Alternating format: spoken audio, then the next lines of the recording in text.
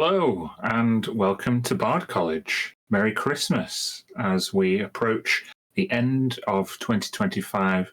How befitting that we may be approaching the end of some of our poor player characters' adventures. They have made their way into the gearbox after being given a job by a union boss to go and retrieve an impulse core. After that, the agreement being that the union boss would grant them the credentials to reach the surface of Chelenosh Prime, where they could dispose of the impulse core and perhaps inquire about their own priorities, namely getting some industrial transport for the broken blades. However, upon revealing those motivations to the Magian, who is the provisor of the gearbox, a Magian named Yarrick Voshev, he became very, very curious indeed about O'Tua's crystalline problem embedded in his arm. And despite some kind of fraught discussions / dithering by the party, they have enabled, with O'Tua's consent, Yarrick to disappear with their captain of the Witterquick, and they have been left in the shop front with Bram Velchenko and his erstwhile armoured watcher, Henry. Is there anything important that I'm missing, folks? Anything that you recall that it's been a little while? Kryn, did you offer Comet in service as part of this deal? Yeah. Well, he is there. Latch is definitely here as well. Yeah, as is Thrixie. Yeah. Quite a few of you. So we don't currently know where O'Tua is. Yeah. He disappeared in a blue smoke with Yarrick. Question is, what are you doing now?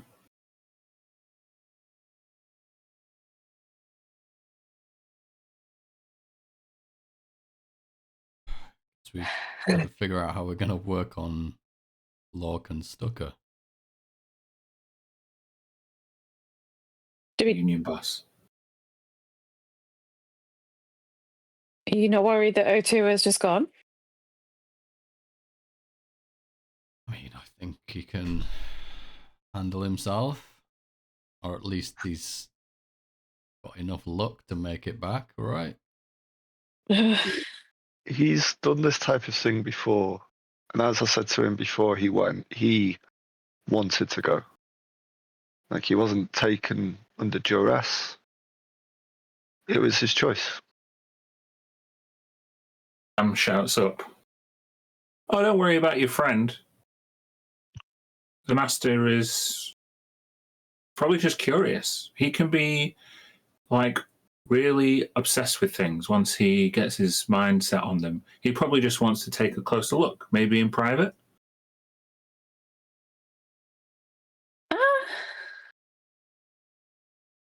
I don't know if this sits right with me. Maybe we should go too.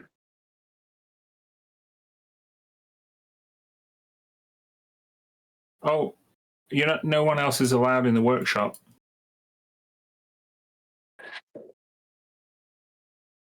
We could just go. Anyway. As you look towards the door, you hear a knock.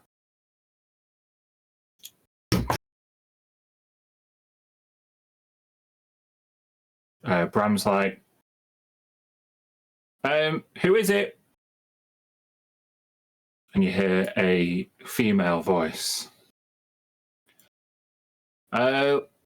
we're looking for the boss. Oh, if you mean Yarrick, he's currently busy, I'm afraid. Do you have an appointment? Don't you worry, little one. We just want to come and take a look around.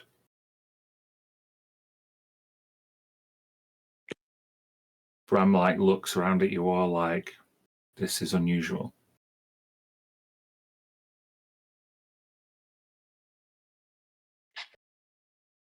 Maybe don't let them in?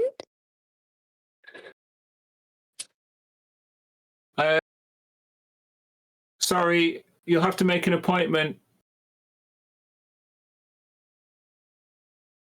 Don't worry. We'll be back later. Dan, can I quickly ask if there's like a peephole or like a security thing on the door, or is it just like a solid door? There is like a intercom which they are speaking through. So there's like a brass plate where there's perforated to the left-hand side of the door, but the workshop door itself is actually really heavily reinforced. Okay, so I can't get like a quick peek at who is on the other side. There is a window both left and right of the door. Oh yeah, of course. For you Yeah, to go to the window. yeah. I will quickly run round to the window, try and see who was there. Cool. Nonchalantly. Then I think you should be able to see who's out there. You see some tokens? No? No, see nothing. No.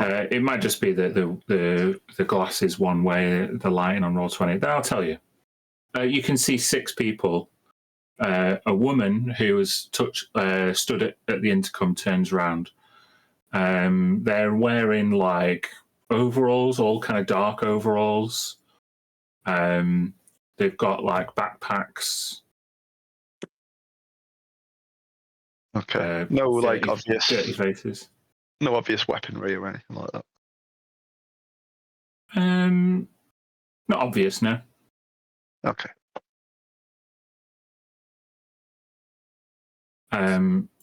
They don't clock you watching as they basically just congregate outside the workshop.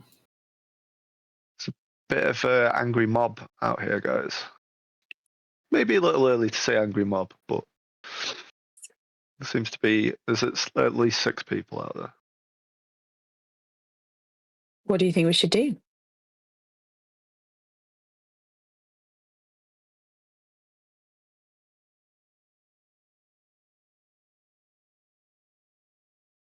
If you could get them to go away, I'd really appreciate that. The master doesn't like people hanging around.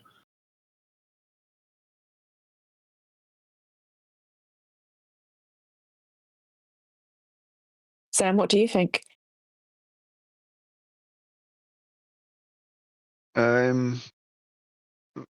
mean, whatever the shopkeeper normally does, right? My guests here too.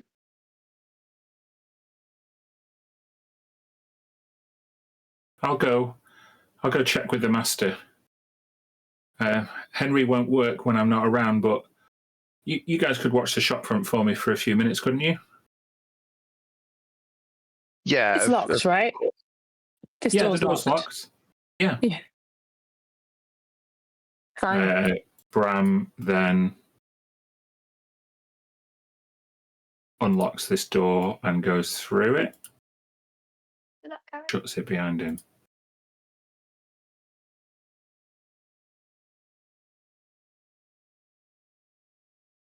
Anything else you guys want to do? Can I immediately go behind the counter and just see if there's anything expensive lying around?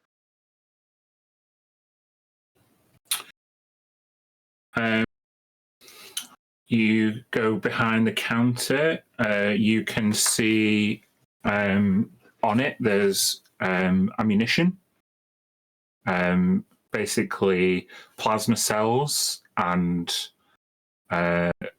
bullets made for rifles, different grades.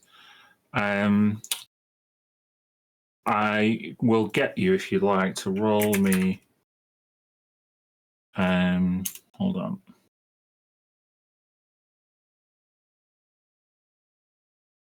Dee-dee-dee-dee.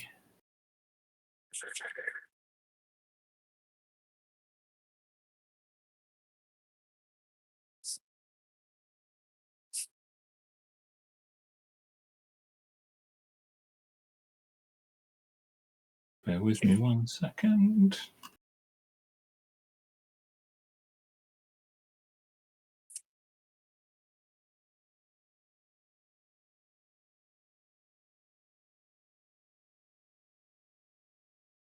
Roll me a d10, if you will.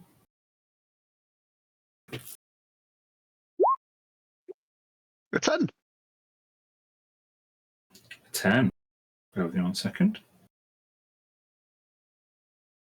10 more bastards arrive. Yay. 16 on 3. That's good odds. I know we got Latch.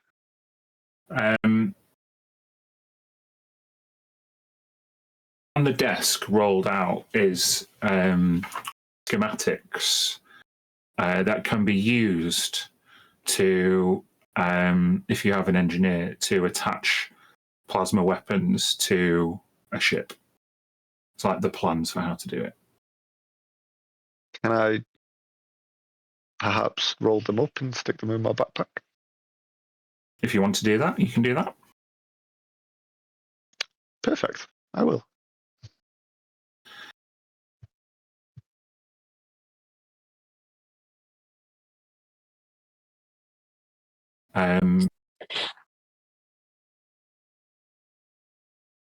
Anyone else want to do anything?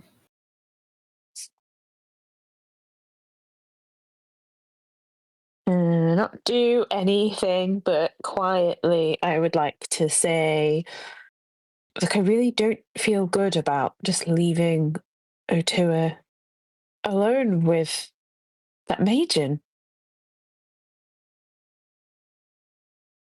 I know he made a decision, but it doesn't mean that it was the right one. I understand what you're saying, but also I can't tell him that he can't go. Sure, but we could go after him. As you say that, you hear an insistent knock at the door and a buzz over the intercom. Hey, listen, kid, we ain't got all day and we got some really urgent business.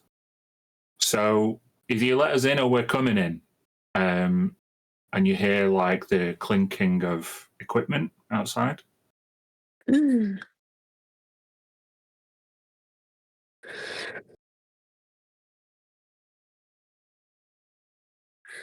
Bryn, you can get these people to stand down, right?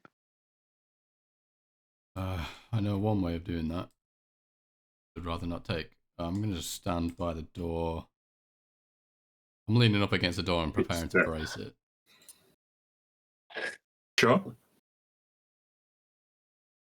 I'm going to go and hide behind the counter, like ready to attack if someone does come through the door. Okay. Is Thrixie is going to hide. Is Thrixie with us? Yeah. Yeah, she's there. I'm going to say, I'm going to point her at the giant automaton and say, like, can you hotwire that? Can you get it working? You want me to hotwire Henry? Well, in the next yeah, few seconds? The kid's not here, and if they're coming in... Uh-huh. I think that would take me a while. I'll be fine here, and she just hides behind the desk. Okay. Latch is going to brace herself as well. Comet is going to disappear.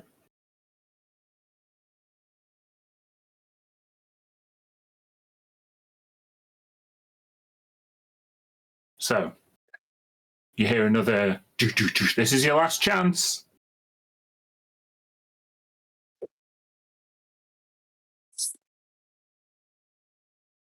Okay, Kryn, you're bracing the door. Mm-hmm.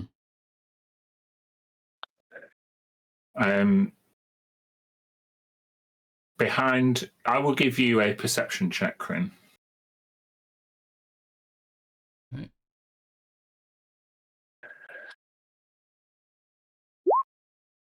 15. 15. You're very close to the door. The intercom kind of gives you some feedback and then like crackles, and then like it's like the sound that like a speaker's just been unplugged.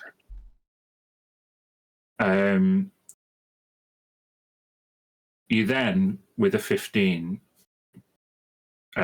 feel the bar across the door beginning to heat up. What do you do?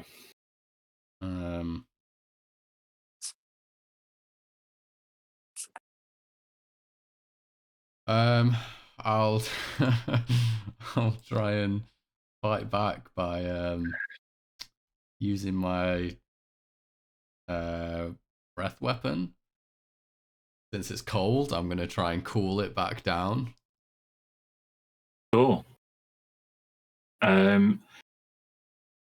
You use your breath weapon across the metal brace of the door, and you hear from the other side like a little bit of frustration, like, no way we're meant to use this much fuel. And you hear like more clinking, like, it doesn't usually take this long. You've bought yourself some time. However, you have freeze thawed the beam. It'll shatter before long with any more pressure applied to it. I'm gonna get to a better. I'll say to everyone, "All right, get ready." I'm just gonna get out of the way of the door and get hit. Anyone else want to do anything? Kryn's bought you a round of time.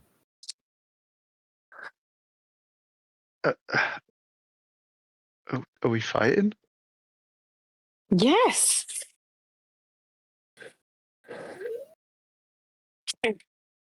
Unless they come in looking for cuddles.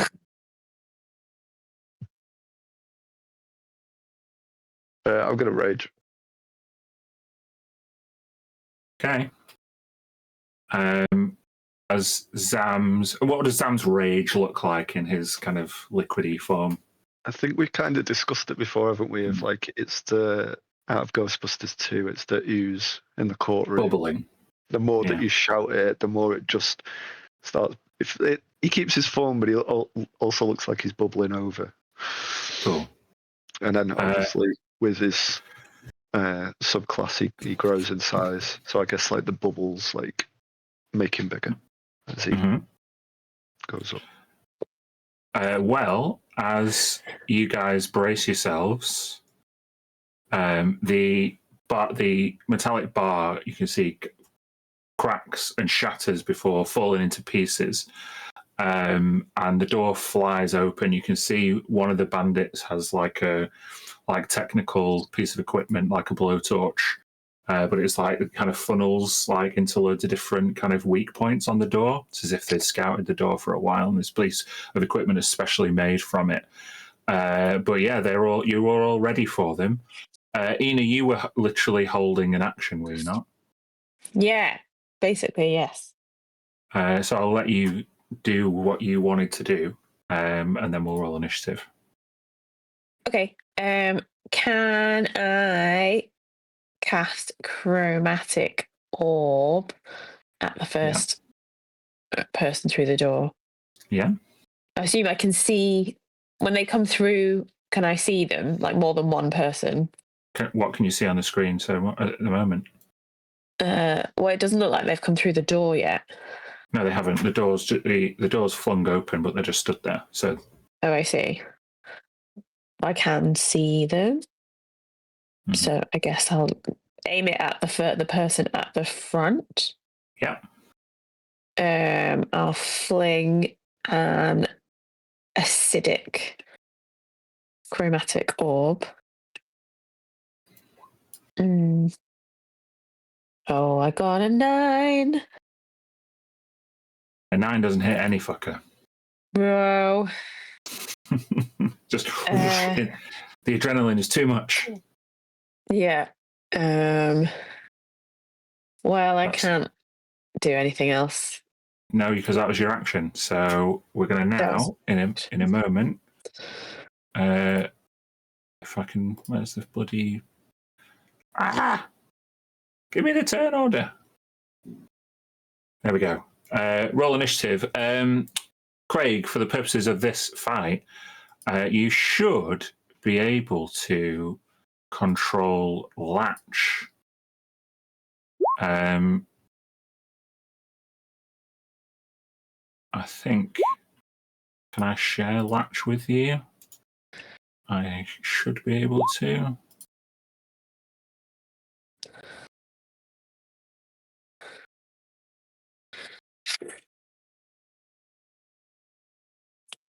To her. Can you access Latch now?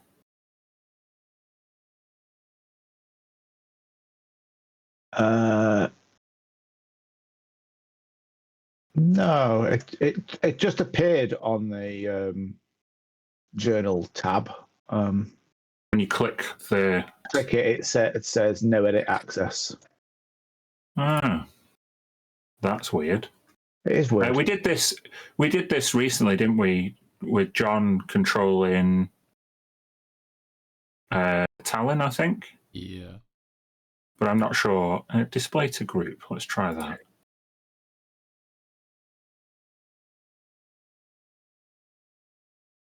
Yeah, it's come up.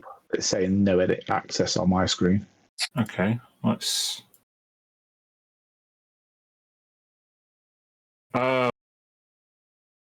I clicked the wrong. I clicked for me. Now you should be able to do it.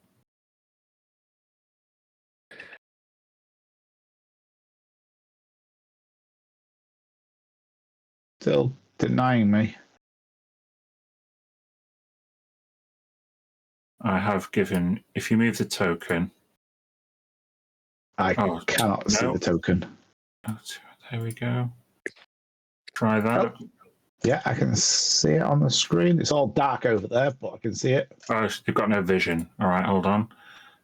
Dynamic lighting, vision, night vision, 60 feet. Oh, there we go. Oh, that's what everyone's up to. Hey. So yeah, you should, if you can access the stat block. Can't access the sheet still. Really? No. Oh, for God's sake. If you go control bio tour, if you double click onto the token settings, there's an open character sheet button. Let's do it like that then.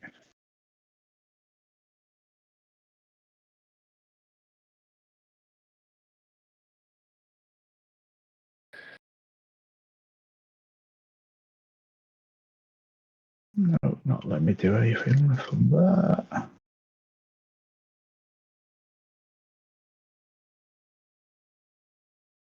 Can you see it anyway? I can see the token. I can see what's going on with people at the door. But you can't click the character sheet. No. Very strange. Settings. Hold on.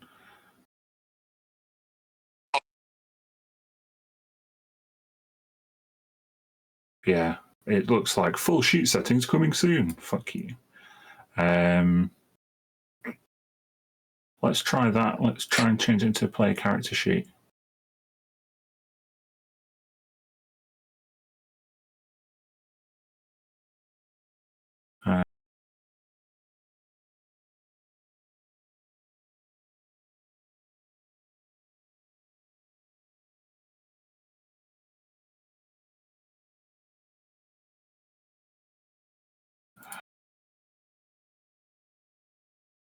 Right, It's come up again, but yeah, still saying the no edit access. Right, It's all right. If you've got the sheet, you can just do what you want to do, and you can roll. It tells you what to roll on the sheet. See what I mean? You can just roll it manually. Yeah, this sheet. No, I can't see any details. No details whatsoever. It just says no edit access on the screen, and then how to do it. Your GM can provide access by adding your name to the can be edited and controlled by. Yeah, I've done that. You are. All right. Hold on. Let's have a refresh. Yeah.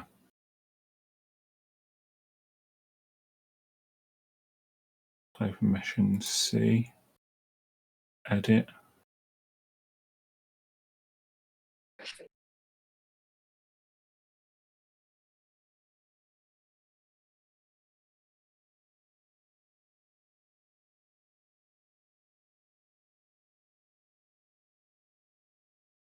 Any luck? No, it's still showing the same screen. All right. Well, I'll tell you. You might want to just make a note of this. Yep. She's only got 2 things she can do, and I'll tell you, what to roll and things like that. But Yep. She's got something called a Glamour Blade, which is a +7 to hit. Yep. It does 1d8 plus 5 damage. Sweet. Once per turn. Once per round, she can charge it up with a bonus action to do an extra 2d6 psychic damage. She's also got a ranged spell attack called Psychic Sting, +6 to hit, and that just does 4d6 psychic damage. Nice. Glamour Blade, Psychic Sting. I will, any save you've got to make, I will tell you what to roll and stuff. Cool. Okay, Yep. cool. Right, let's fucking roll initiative for these motherfuckers. You gonna let me roll it? Oh, did that roll it? Yes, it did, but it seemed to have rolled 0 twice. Good. New roll 20, man. It's going so well.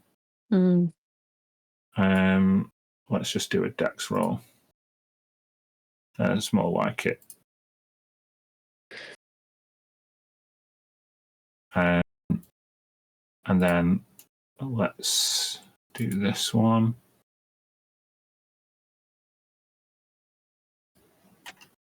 There we go. Okay, Trixie is hiding. Grin. Everyone rolled? Oh, Latch. Roll me a d20 there. Yeah, I did a d20, got a 13. 13. Okay. Let's add her to the turn order. Add to turn. 13. Oh. Plus, I don't know if she's got any decks. Oh, sorry. +4, so 17. Right. Sorry about that. All that faffing around, ladies and gents. But the leader of this group Sorry to interrupt, Dan. Oh, yeah. Could you increase my size before the combat starts? Oh, sure. Fucking massive. There you go. Oh my god. Thank you. Cool. Well, you're the biggest target now, so the bandit is going to go after you. They're going to pull a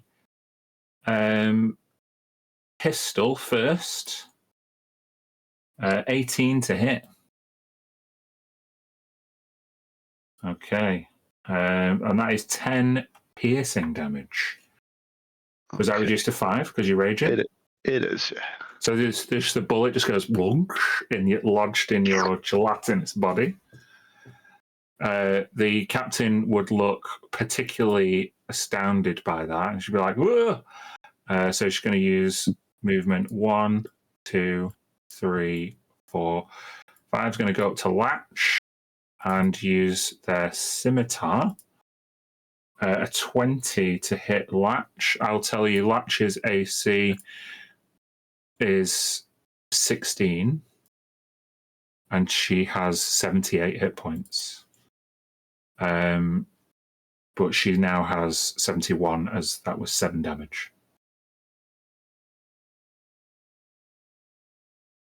Okay. It's now Latch's go. But it seems only fair to use a bonus action to charge up that The Glamour Blade. armor blade and then hit the person back.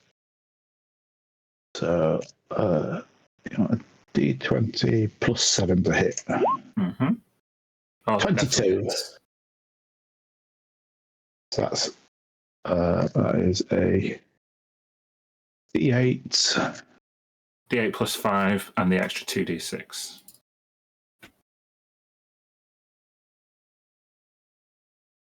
And can I get any extras on there as well? I'll do that. That's a D8 plus 5, which is 13. Mm-hmm. And then 2d6 is an extra 7, so 20 total. Nice. You Latch produces this like really kind of curved like scimitar that kind of glows with a purple effervescence and slices across this leader who's charged in head first into the workshop. Ina, what are you doing?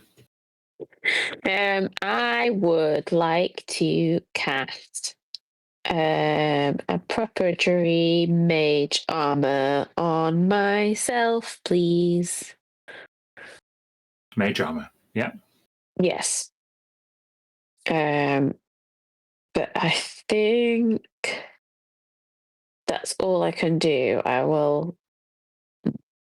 can't really duck down again, can I? That's my action. Yeah. I can't like hide as a bonus action, can I? No. So I'll stay where I am, basically What hiding does behind Ina's the big mage blob. armor look like? Ooh. I think that I don't know how it would like manifest for other people or not, but I think of it as like a screen instead of it being something that surrounds her. It's like a invisible screen that when something comes towards her, maybe like glistens to deflect it. It's like a invisible force field that only shows up when it takes a hit. Yeah. Cool. Yeah. Awesome. Okay. Now the rest of these bozos are going to come in. They're going to strike. Where's the impulse core? And first one is going to come in and shoot their pistol. Zam, you are closest and most obvious. Another 18. Yeah, 18. 9 damage. Reduced to 4, I think. Yeah. 1, 2,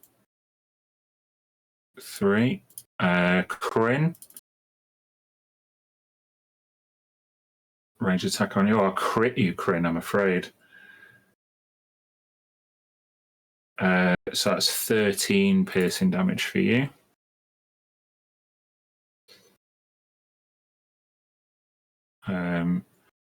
These two have got extra attacks. So a couple of scimitars against Zam. 10 and a 13 aren't going to hit, though, are they? Nope. No. Don't forget to adjust your token there, John. This other one has got 2 scimitar attacks on you. And 10 and a 9. That's not going to hit these guys. 1, 2, 3. Whoa. Whoa, this guy's fucked up. Latch. This one's gonna.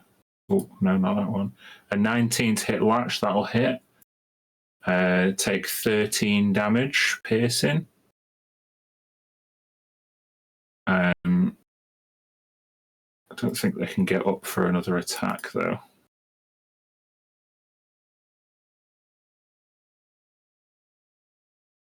this one can. I'm going to sacrifice one attack to get a bit further. Ina, you're behind the counter. Yes. And this one is going to try and shoot you. Okay. There's a 19 hit you with your mage armor. Yeah. Oh dear. Take 8 piercing damage as the force field shatters. Okay. Okay. They're in. They're after the impulse core. Corinne, you're taking a big hit. How do you respond? Yeah, I will.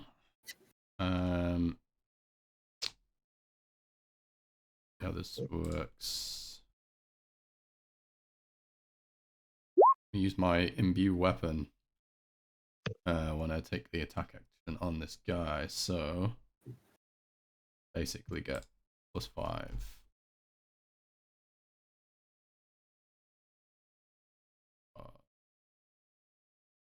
This.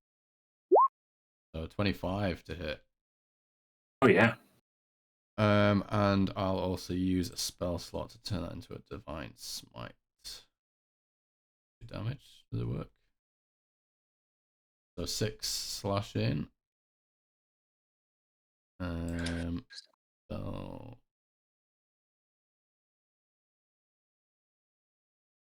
just do it like this. 7 radiant damage. Yeah. How do you kill this person in one hit? I think I just kind of like step round and swipe at him and kick him back down the steps, and I'll say to these guys, "The impulse core's our job." Get your own job. Yeah. Boom. He's toast. As he goes careening back with this massive gaping wound across his chest. He's unconscious at the bottom of the stairs. I'll just approach this guy and tell him it's not too late for him to change his mind. Yeah, he shrugs it off. Very good. Zam. I can move here without attack of opportunity on this guy, right? Mm-hmm. I'm still next to him. I always think it's weird because it's circles and squares together. I want to make a great axe attack against this guy, Yeah. but also cleave onto this guy as well if I link the ability. Nice. Yeah. That's a long ability, but about halfway says great axe. If I make an attack, I can make another attack against someone within 5 feet of the first. Yeah. So the first guy, who is the one at the bottom, 13. 13 does hit.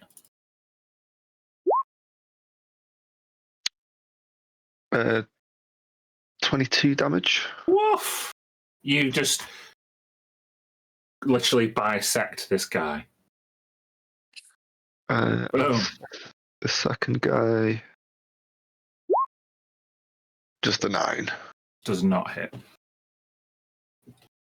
But yeah, there's 2 halves of a guy in front of Zam. Backing up John's statement, I will shout, "Leave," in my giant form. Okay.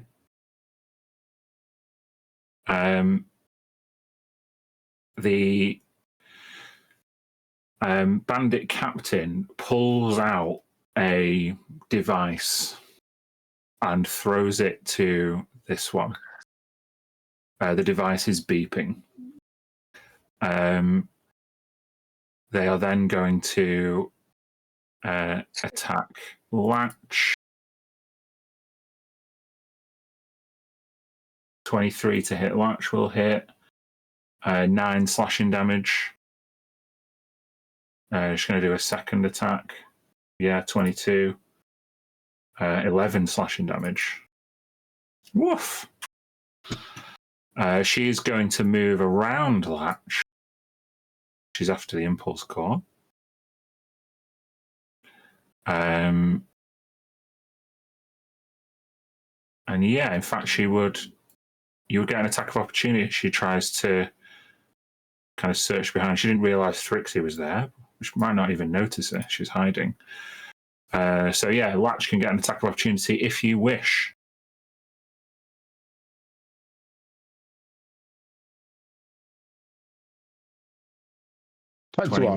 Bear with me 1 second, because she's got an ability called Parry, which she can add to her AC.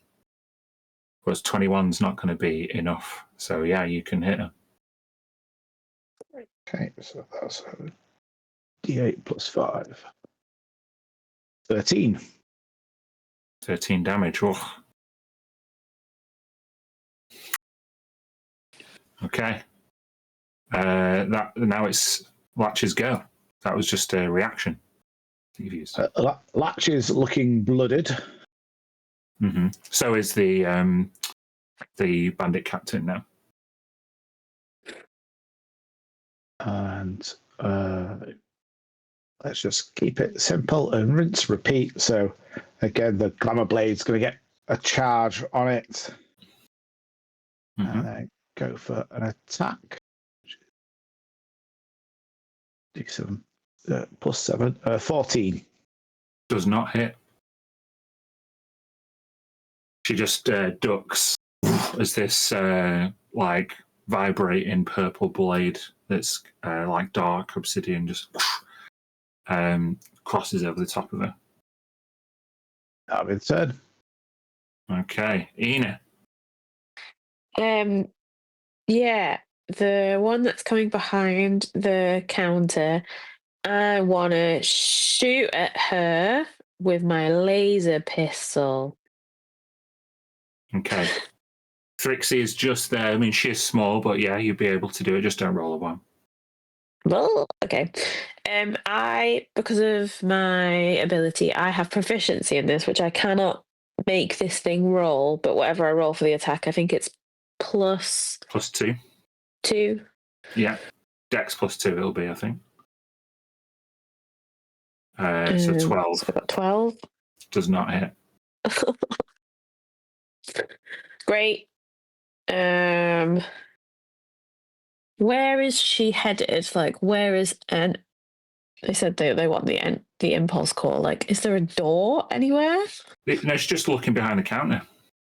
Oh, I see. Okay. I'll go and stand next to Strixie. Okay. That's it. Sorry, Right. everyone. That's the bandits going. Zam, the bandit catches what is effectively a thermal detonator and is going to plunge it into your jelly ooze body. Yeah. I need you to make a Constitution saving throw at disadvantage.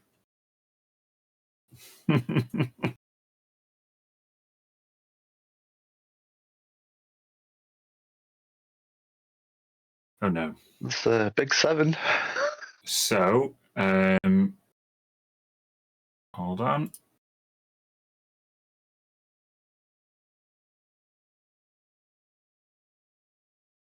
So it's 4d6 force damage, which actually I rolled absolute garbage on, which is 7 force damage. Okay. But it's also 2d6 fire damage, which is 8. So actually rolled quite well on. There is an explosion inside you, Zam, which you're able to stifle. Big flatulence. But yeah, that's that one's go. This one is going to jump on top of the table, and Ina. Can I say find a attack pistol.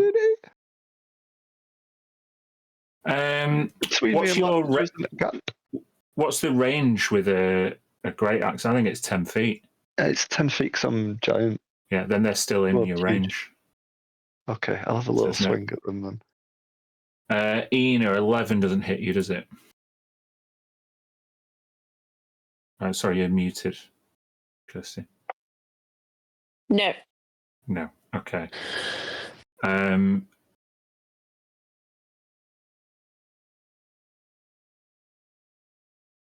Disadvantage attack. Oh no, that one's had it. So, Kryn. Couple of scimitar attacks for you. One will hit a 19. Hits you, does it? No, actually. No. Oh. AC 20. These chumps turned up not knowing what to expect. So now it is your go.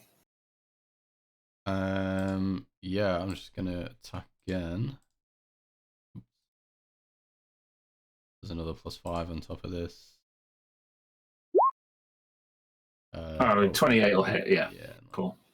For 10 slashing damage.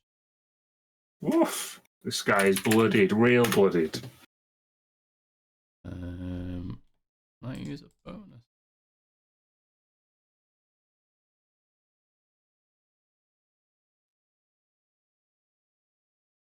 I think not. Oh yeah, actually, yeah, I can use I'm gonna restore some HP using lay on hands.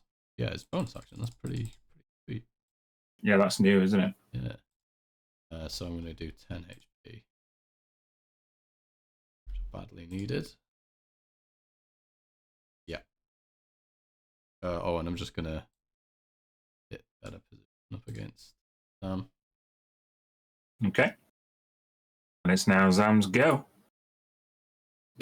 I'm just going to great axe the guy who blew up my insides. Tried to blow you up. Yeah, rude. 20. Woof. Yeah, that'll hit. 14 damage. Oh yeah, how do you split this guy? I think the last guy was top and bottom, so this guy I'll do left and right. Straight down the middle. Boom. Straight up murder. Yeah. There's a gory scene around Zam as you bring the spine splitter through. Yeah. His namesake. You know, through the namesake. Whoosh. Yeah. Very good. Is that the end of your turn? It is, yeah. I can't move, yeah. Okay. Bandit Captain is gonna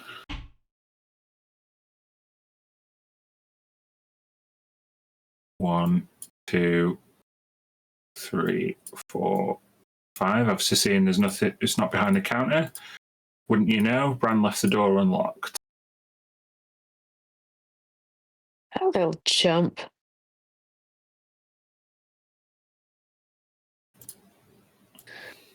And they're going to use the dash action.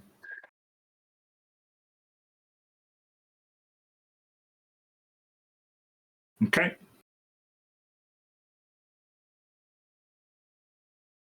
Batch. You're up.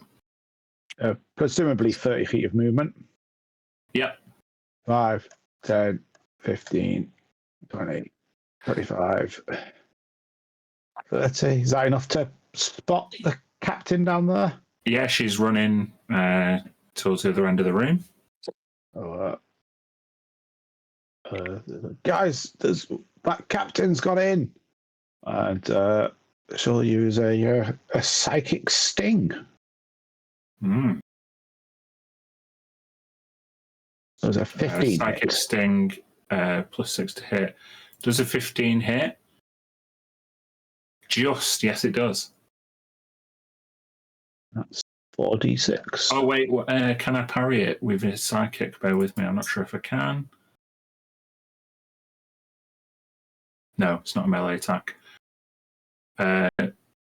13 damage? 13 psychic damage. Yeah, she's looking real rough. I'm sorry, Henry. Okay, Ina.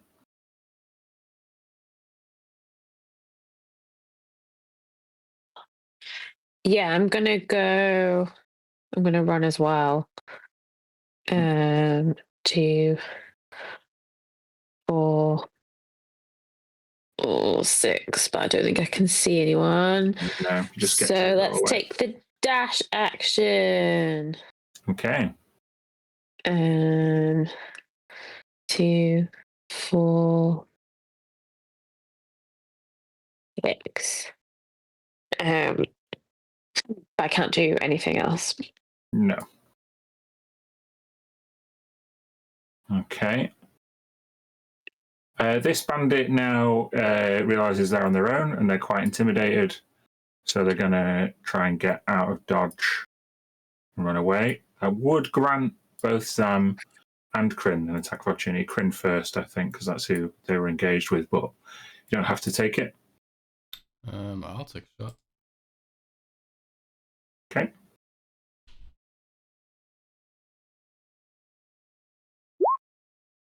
$13. Does hit, yeah. Okay. Nice. You don't. Well, you didn't have to roll. They had 1 hit point left. So how do you kill this guy? I think as he's trying to run away, I just kick his legs and make him tumble down the stairs. And, Next to his mate. Woof. Cool. So inside the shop, there's 2 people who've been bisected both ways, and outside the shop, there's both 2 critically injured and unconscious bandits. Kryn, it's now your go. Yeah, I'll turn around and grab this guy. Well, I'll just take a swipe at him.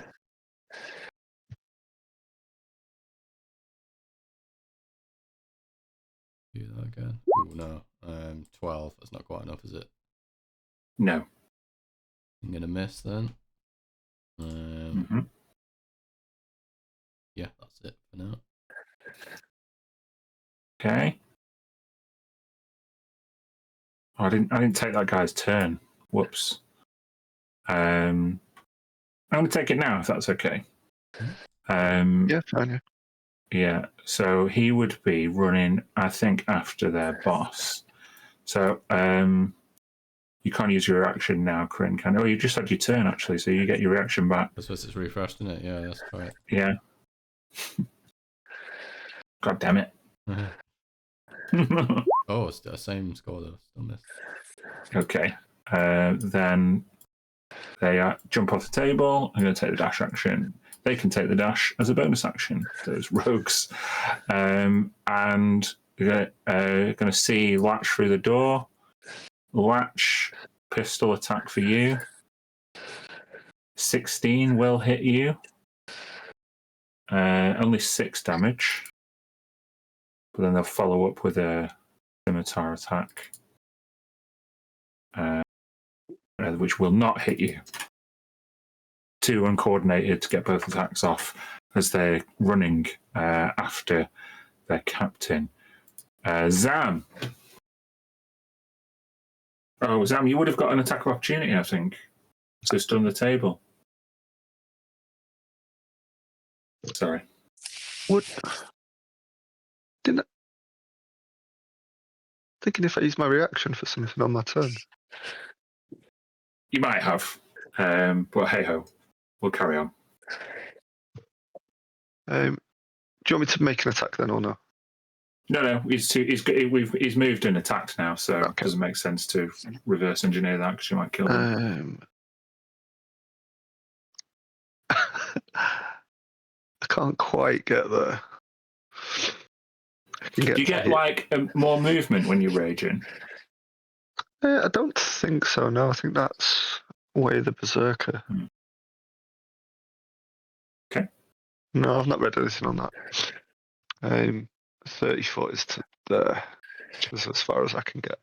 Well, you have a 10-foot reach. How? I was going to ask this. So, how with my size the doorways work? Oh, you're a large creature, but because you are malleable, you could squeeze through. Okay. And I could attack from there. Yeah, you can. I mean, it's a difficult swing from there. So I'm going to give them half cover because they're in a doorway. Okay. So that's a bonus to their AC. +2.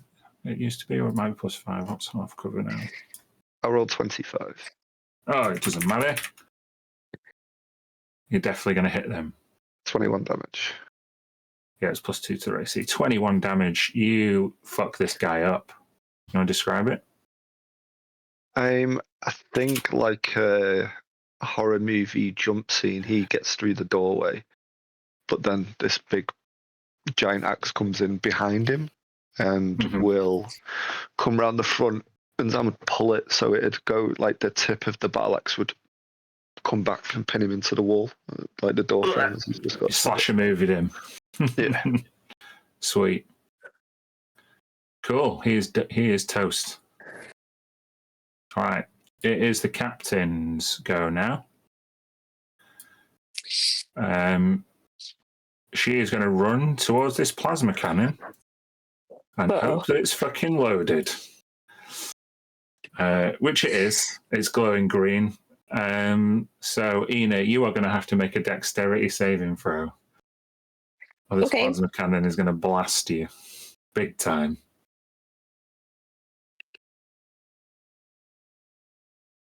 Yeah, 15. you're going to take half damage. Mm-hmm. It was a DC 15 save.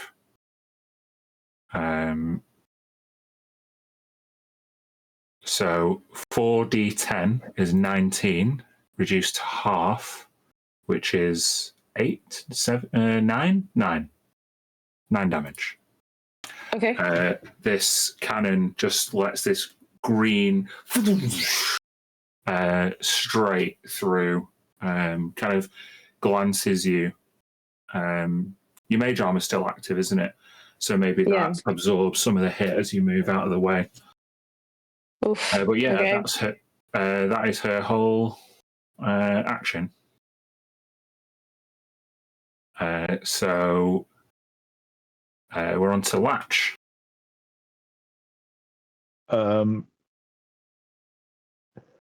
Yeah, Latch is just going to like try and just remove some of the blood that just splattered all over her. And then, not knowing any sort of distances, to move closer and then psychically sting, or can I do it from there? You can do it from there. Okay, It's 60-foot range, so I think you can do it from there. So it's +6. Yeah, just about. 24 to hit. Oh yeah, that hits. That's 4d6 damage. 16. Yeah. The bandit captain is racked. Think about psychic sting. It does not kill people. It renders them unconscious when they die. It's non-lethal damage, but she goes down to 0 hit points. But she goes down and racks. Her head is racked, and she basically keels over the plasma gun as she passes out, like shaken from this intense psychic spell from the Shadowkai Latch. But that means... Oh, go on. I was just going to say, Latch is going to do something almost similar, like exhaustion from the fight. Just. Well, with the lack of hostiles, we can end initiative there. And we're just going to pause briefly as we go and join our friend Otua. So this is happening a little bit before what we've just... Please be okay. Please be okay. Please be okay. Please be okay. So, Otua, when you arrive in this workshop, you are stood on a glyph, and before you realise what's happened, Yarrick is on like an observation platform.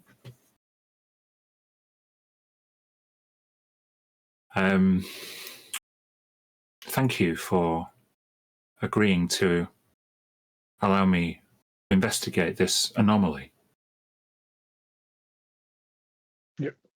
You're welcome. I didn't realise we'd be straight to it. Why waste time? I can't fault your logic. Tell me, the crystal, is it causing you pain? Oh no. It's it gives me urges sometimes, but no pain. Urges to eat anything in particular? I can't say it's made me hungry. No.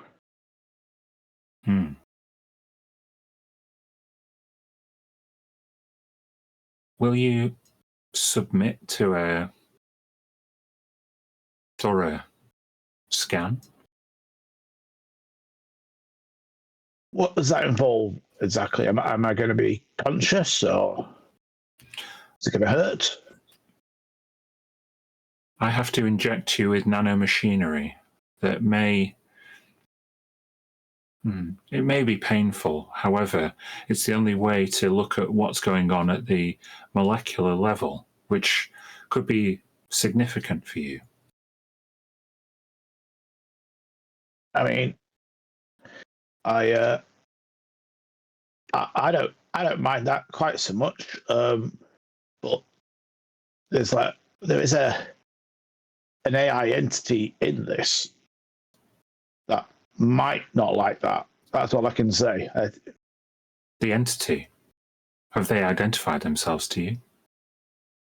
Only as a Nexivus. They haven't actually given me a name, I don't think. Just Nexivus. Nexivus. And you can see him like rummaging through a few books. He then looks back to you sharply. Do you have reason to suspect that this is elven technology?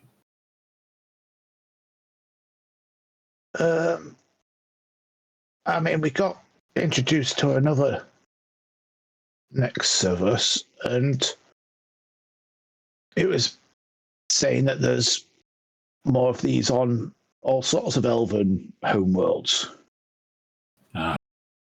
Interesting. I wouldn't worry.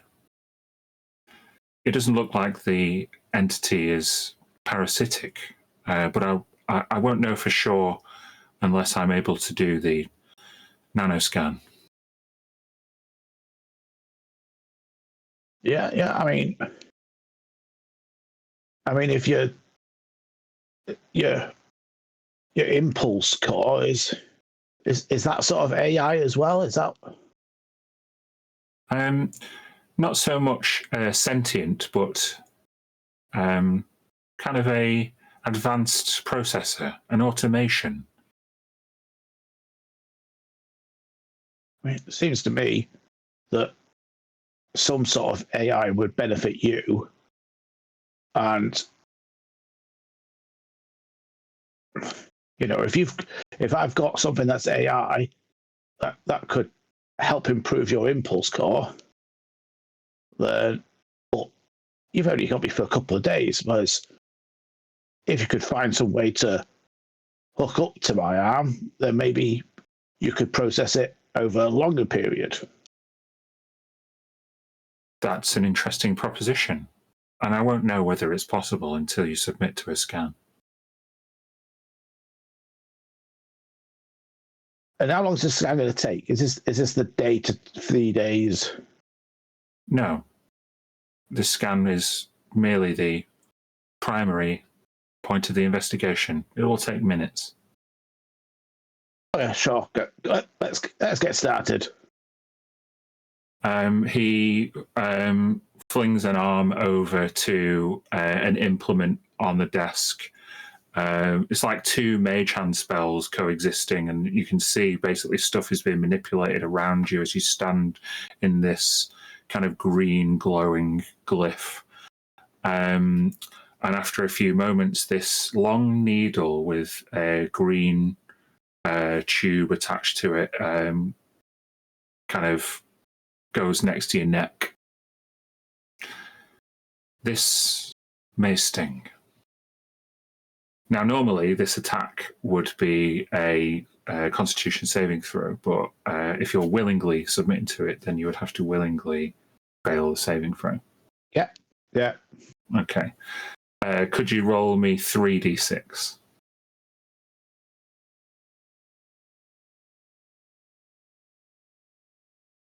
9. Take 9 damage.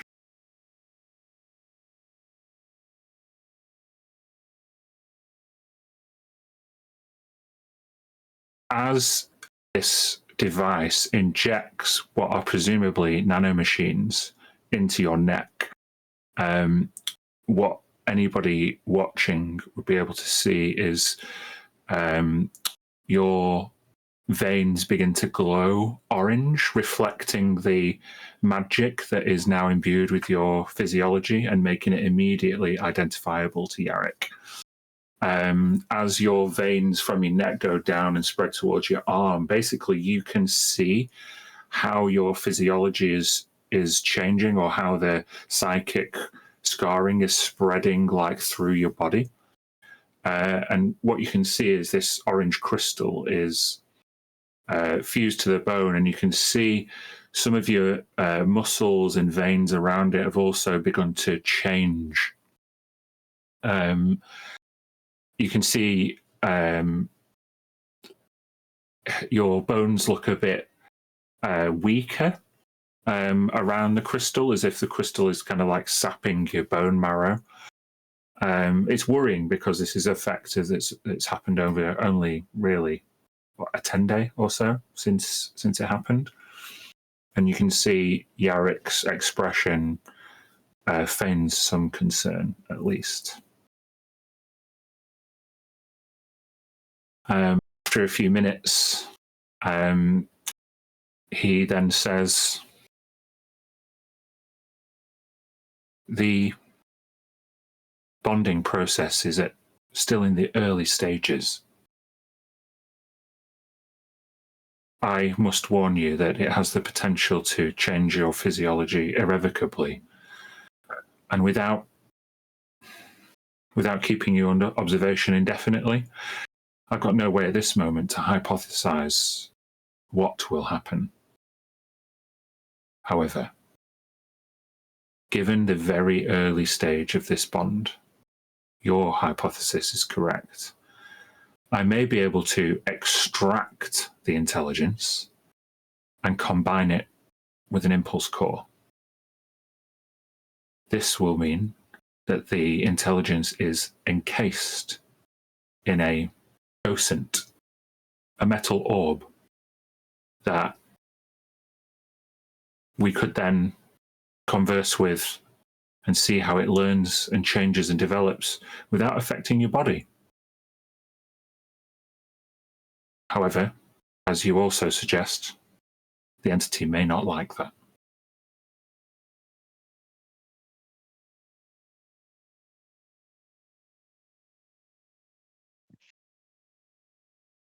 I mean, I dare say you'll, if we went for the first option, there'd probably be a lot of pain and with that as well.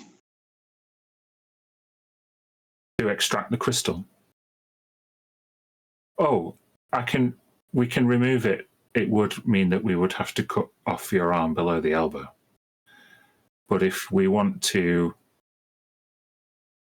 transfer it, that may be possible. That would take a bit of time.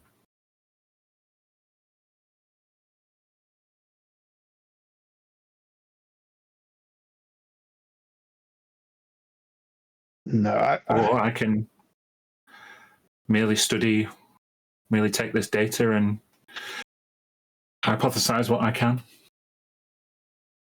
Yeah, I don't think I want to be losing my arm. I can replace it for you.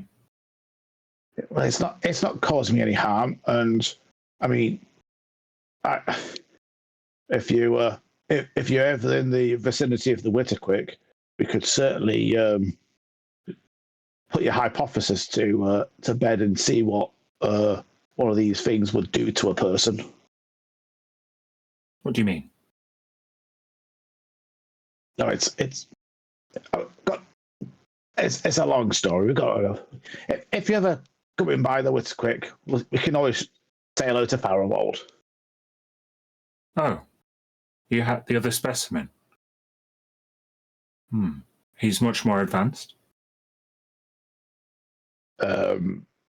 Yeah. How long ago was the Sundering? Oh, about a century ago. Yeah, about that long progressed. And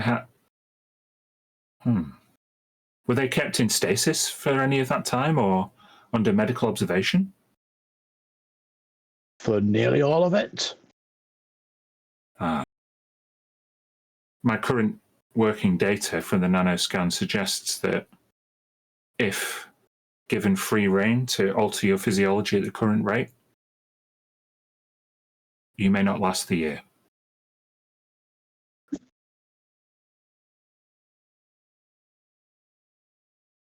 A year?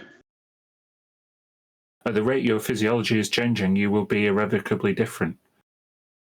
You may not even be yourself anymore. The entity may subsume your identity completely. But if you don't wish for me to intervene, you're welcome to let that happen.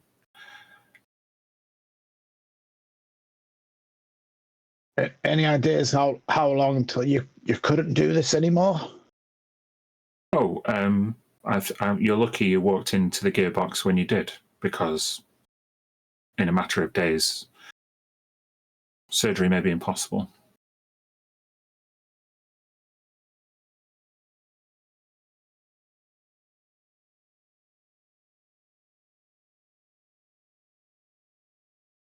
Not even a year.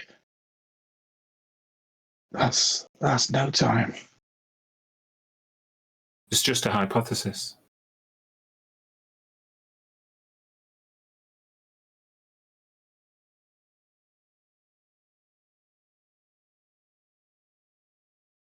What we need to do to take it.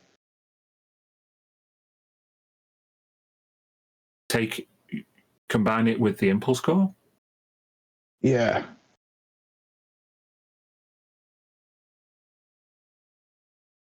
Well, that would also be an experiment. I might need a few things. Some materials. We'd have to get them back here within the 24 hours if we're to operate.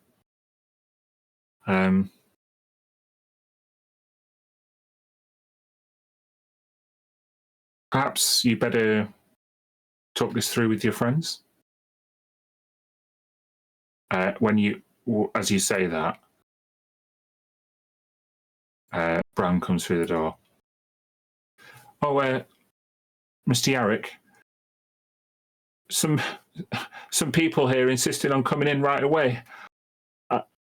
I've told the people who were here earlier to keep an eye out and not let them in. But they insisted. It looks like we don't usually get people so insistent. We've had people coming before. Do you think it's them? Yarrick says, worry not, Bram. And as he basically waves his hand over a crystal, he can see everything that's going on in the workshop. And what he can currently see are a load of fucking bodies. And then Yarrick says to you or to her, your friends protected the gearbox. Looks like it would be remiss of me not to welcome them into the workshop. Bram, go get him. So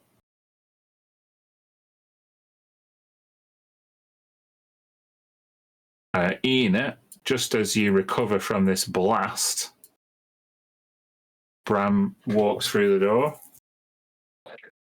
Holy... it can kind of see the plasma gun like smoking a little bit, and this woman like collapsed over it. Oh, are you okay? I'm fine.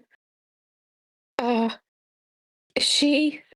And I'll look back at Latch. She was the one that attacked her. Mm-hmm. She. She's not dead, but she'll be having some bad dreams for a while. If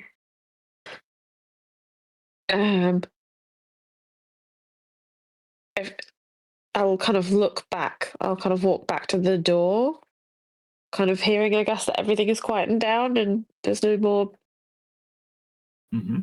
punch-ups happening. Yeah. We dealt with them. Oh, my master wants to thank you. Please come to his workshop. Okay, I'll shout for the others to follow me. And go with Bram. Yeah, I would shrink and follow him. Okay. I'll just adjust to you. Thank you.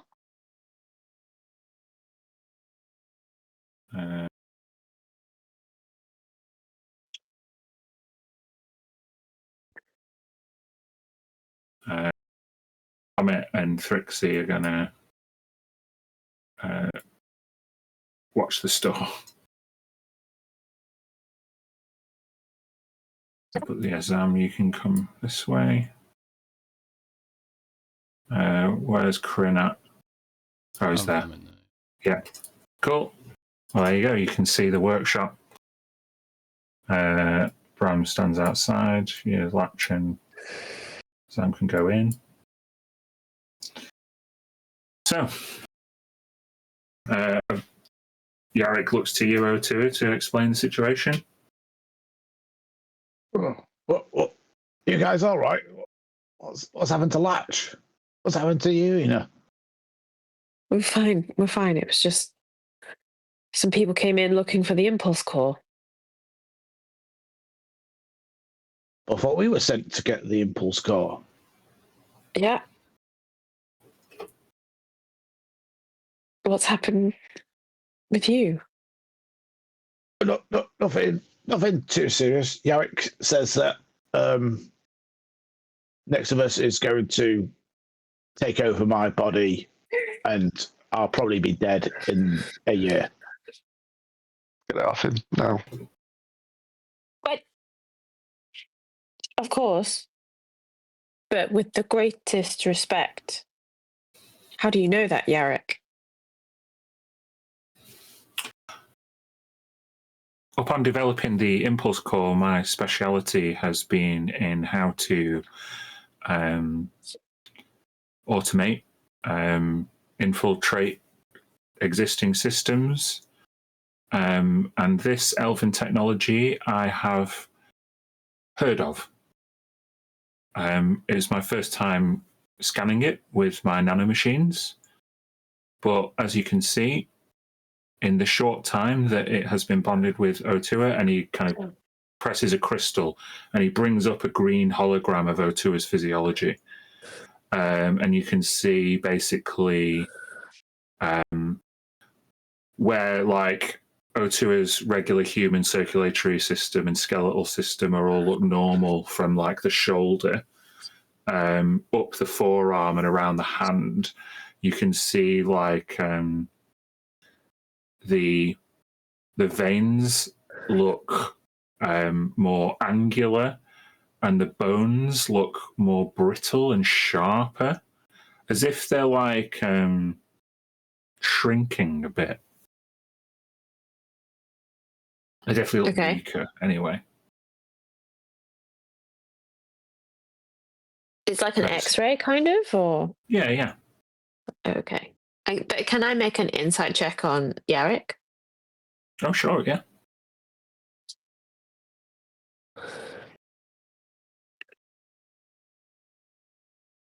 Oh, a 12.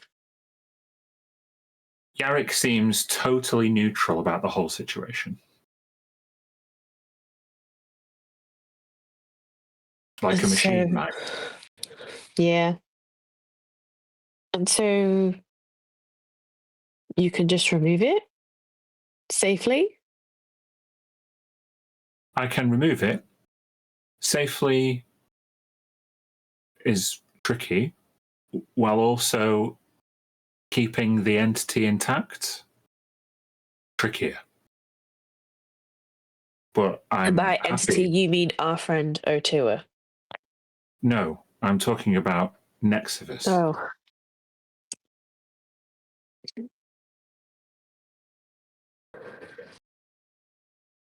If your technology is working on infiltrate, is there any way you could use it to slow down its progress?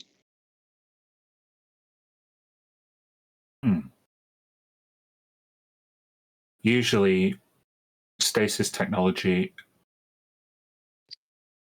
could work that way.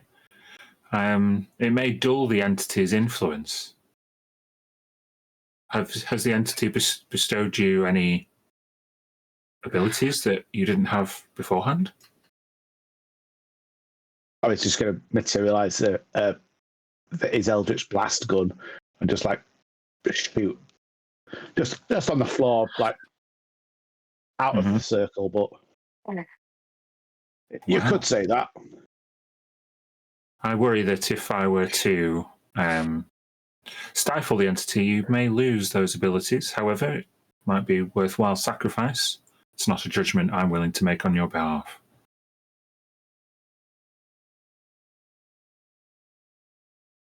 I mean, guys, I don't want to live for 1 year. I kind of like to live a bit longer than that. Call the damn thing off. What are you waiting for?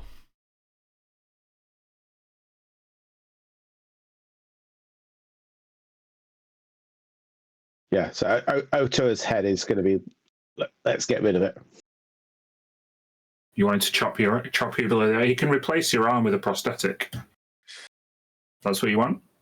That's what he would be going for. Do you want him to try and having then extract?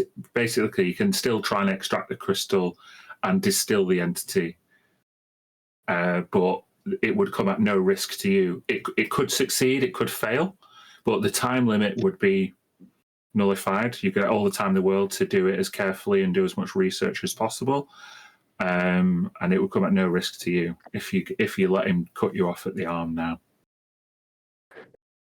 Yeah, because he wouldn't want any harm to come to the next of us. Okay.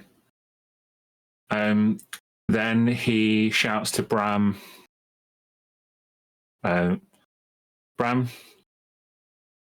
go and retrieve the ice. And yeah, he would come back.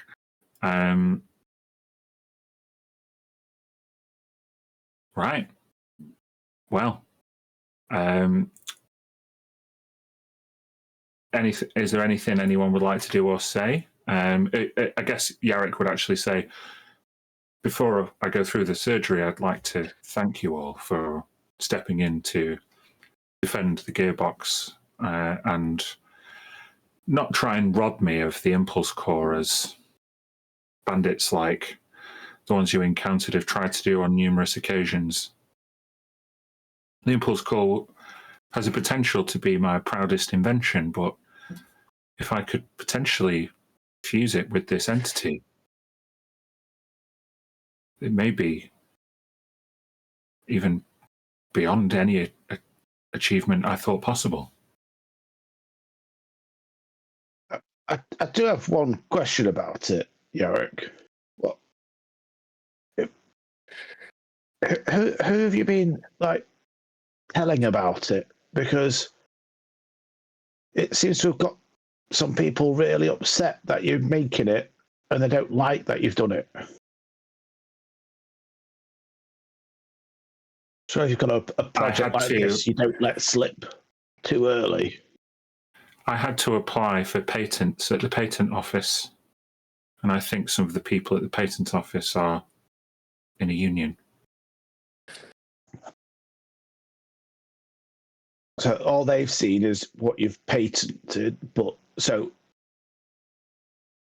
if we were to take something that looks like what you've made and say we've stolen it, and then maybe people wouldn't keep attacking your workshop. That is possible. If you think that they'd be so easily fooled by a replica or a model. I mean, do they know how it would work? Get some shining lights on it or something. Would that be enough? I'm sure something could be done to mock up a impulse core. In fact, and he shouts over to Kryn, Ina, and Zam. Would one of you mind going and retrieving it for me? Sure. Bram is like got a case of ice, and he's like, it's just in the big automaton down on the left of the corridor. I'll go and I'll try and follow those instructions. Okay, go for it. You can take your token and move it as you wear. I go up this way. Mm-hmm. Wow. The size of this thing. Yeah, this is like Look at the size of it. it's like a Titan. Like this is something that's going to do like an entire crew's worth of industrial mining, like by itself. It's huge, and it's kind of this like huge robot, kind of adorned with like mega durable armor and like humanoid appendages. It's kind of like in a kind of resting state. There's a ladder up to its chest cavity. I'm glad we picked a team. I'll go and climb it carefully. Mm-hmm. As you climb Metal up to Gear. it's a Metal Gear, basically. I was thinking Gundam. Yeah, as you go up to the chest cavity, it's like it's open, and you can see there is a metallic ball, which is got loads of green runes in the middle, but just there's a light on it that's just blinking on and off as if it's like on standby. There's nothing. I'll grab it. Cool. Make a cut. No, I'm kidding. you reach in and remove the impulse core, and as you remove the impulse core, it like the green light flickers, and then it kind of goes dull, and it looks much more mundane once you've removed it. Let out a bated breath, and yeah, I'll head back with it. Okay.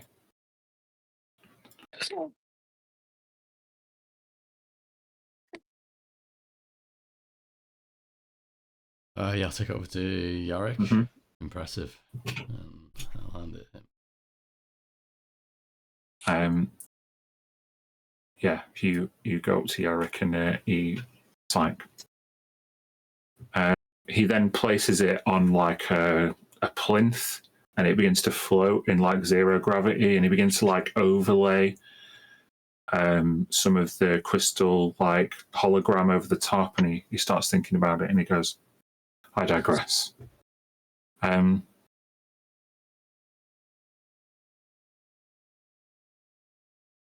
Zam, looking at the security footage, you're quite talented with a blade, making some incisions.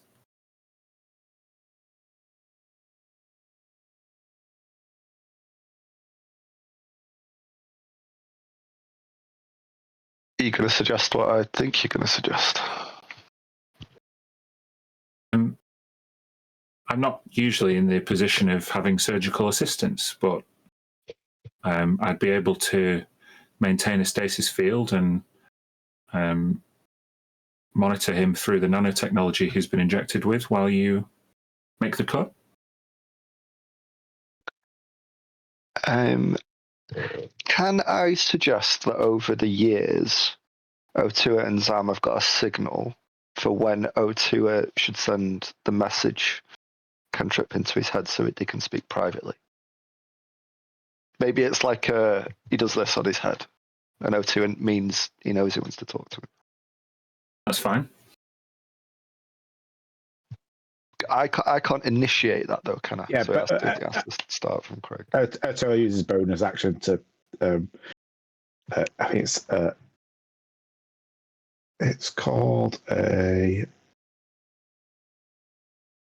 awakened mind to telepathically connect with Zam.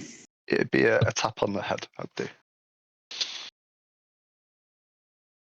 You okay? Yeah, are you good with this? It says I've got a year. I mean, you saw Farivold, and that's an elf with help. That didn't happen in a year.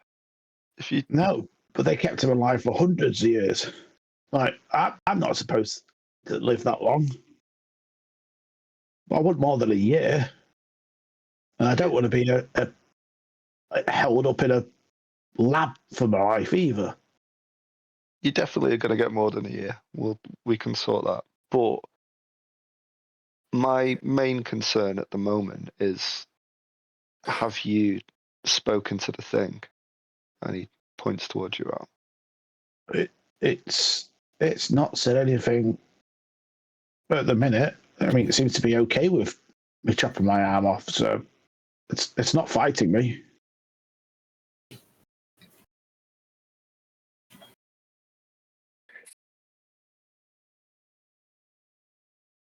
As always, it's your call, and I want what's best for you. But I don't think I can do it. There's no one I would trust more. Don't make me do it, dude. I will if you want me to, but don't make me do it. He says he's got a new arm for me. It'll be harmless. You'll be harmless. Right, fine. Your call, dude. You've not been the same for a long time. Since we got that thing on you, you've not been the same. If getting rid of it means that you're around for longer, then let's do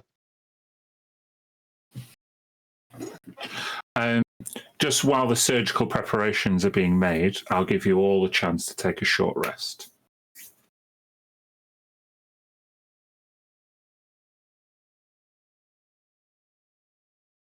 I'll roll for Latch.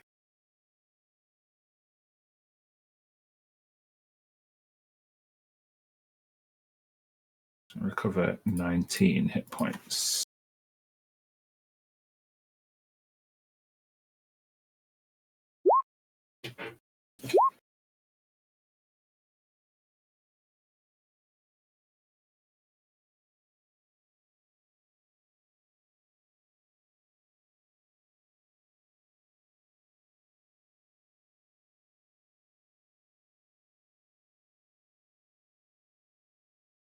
All good? Yeah, my short rest HP didn't roll in the thing, but I got 15. Be able to adjust the token.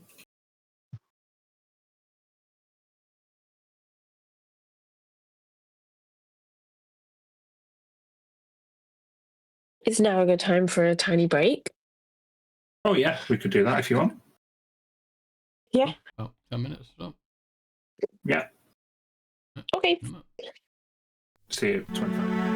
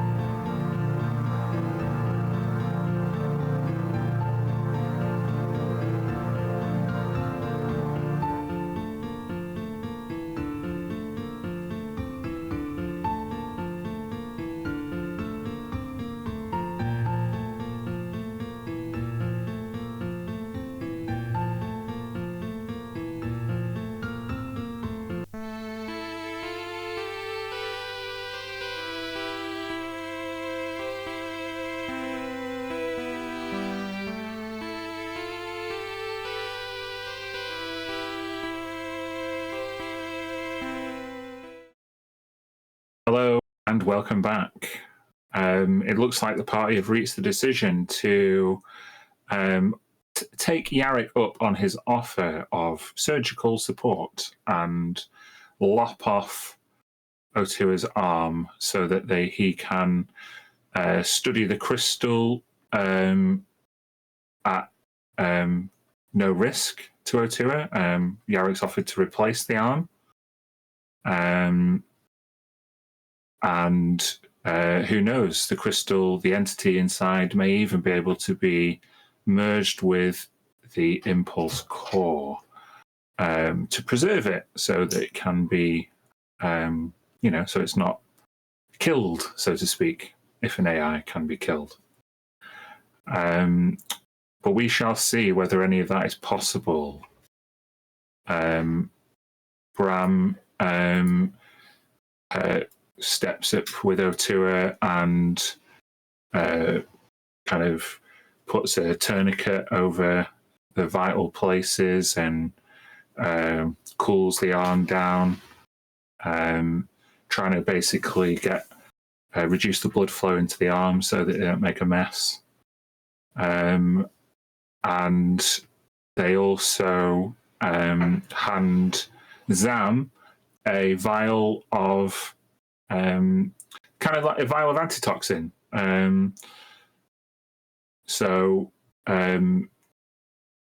Antitoxin he's going to coat on your blade.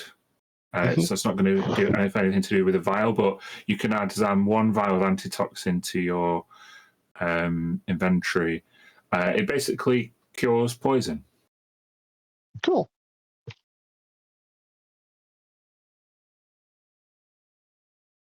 But yeah, you'll need to step up to Otua with your newly sterilized blade.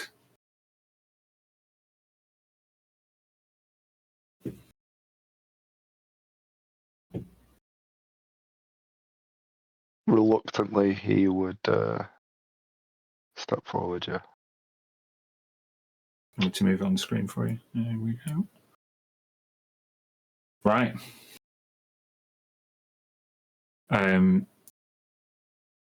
They've got the kind of the ice bucket and all the bandages. Ina, just before this procedure takes place, could you please pop next door and grab one of the prosthetic arms for me? Yeah. It's just behind the console to the right, and he's pointing over here. Okay. And I will to go through that door. Yeah. Bear with me, I'll unlock it for you.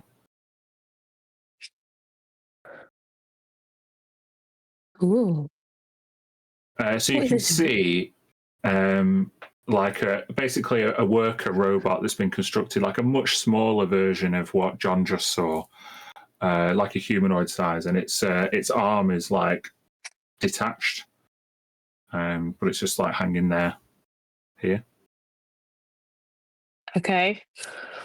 I will meander over to it, but can I have a good old look around the room? Yeah. While I do that? Yeah, you can make an investigation check. Yeah. Oh, that is a crit. Yeah. Okay. You take a long walk around, and basically what the main thing to see would be from the console over here. And what you can see is a readout of all of the power couplings, basically, that how basically whoever uses this console can divert power to different parts of the workshop. And there are currently 3 main power sinks in this workshop. Number 1 is the one in front of you. This is a project that Yarrick was presumably working on a smaller version of the worker robot that might be able to kind of get to places that humanoids kind of not have to do everything with a giant mech. So that mech is currently offline, and but it is, it's powered up and could be switched on easily. Okay. You can see that the nano investigation and the room that you've just come from with the glyph and all that, a lot of power is going into there as well. And you can see the third room is presumably where John just came from with this huge mech. There is power currently going to it, but it has had part of its machinery removed, the impulse core. Okay. It's currently showing as operational but offline. Okay. Just like the robot in front of you as well. Operational but offline. And Henry is like something different, right? Yeah, Henry's an enchanted piece of armor. Right, okay. He's not connected to the power network of this workshop. Okay. Is there anything you want to do? I don't think so. I have no reason to like turn the power off for any of this. I'm sorry if I'm being stupid. No. But yeah, you can get the prosthetic arm. I will say with a crit, you probably get some equipment. Bear with me.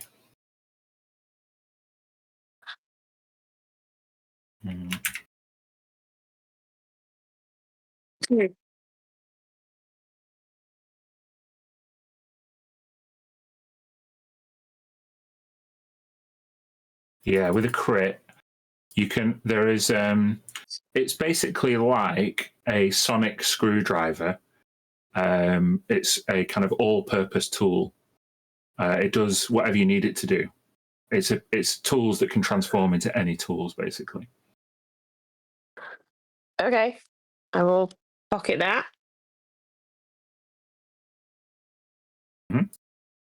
What's it called? All-purpose tools. Okay. Is that a real item that exists? I think it is. Or it is for artificers anyway. I'm not sure if it's an ability or a separate item. Oh. No, I can't find anything on this. Just add all-purpose tool. Yeah, that's fine. It can be thieves' tools, smith's tools, calligraphy tools, whatever you want it to be. All-purpose. Cool. Okay. Yeah. I'll take the arm back. Okay. You'll have to go and stand next to Otua. As soon as his arm gets chopped off, you'll need to assist with putting that one on. Yeah.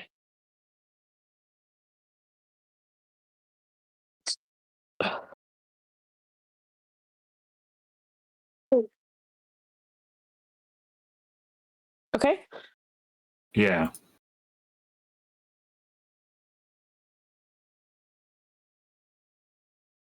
Okay.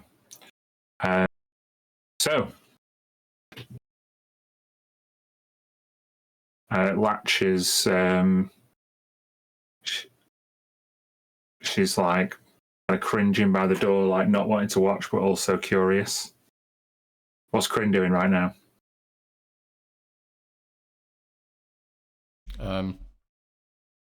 Just kind of stood observantly, curious and morbidly excited for what's about to happen.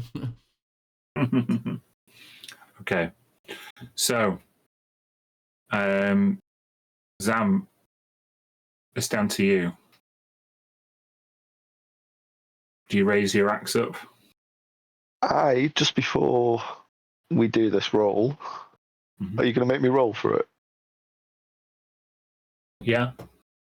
I have We'll see how heroic clean the cup is. inspiration, and I've been saving it for ages. I'm just making everybody aware of that before I do this roll. You have a what? Heroic inspiration. Oh. I've had it for months. Just a straight Okay. attack roll. Yeah, straight attack roll. I give you advantage.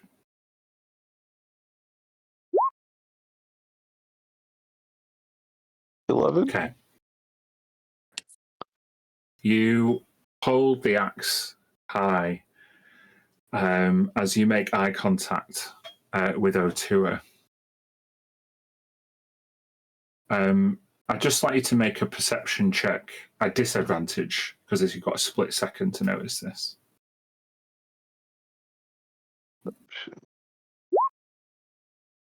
7.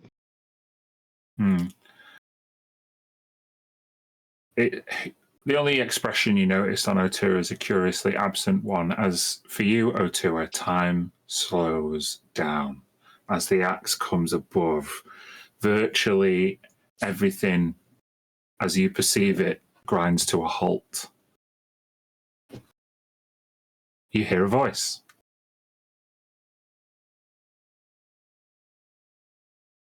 Well, this is most unexpected.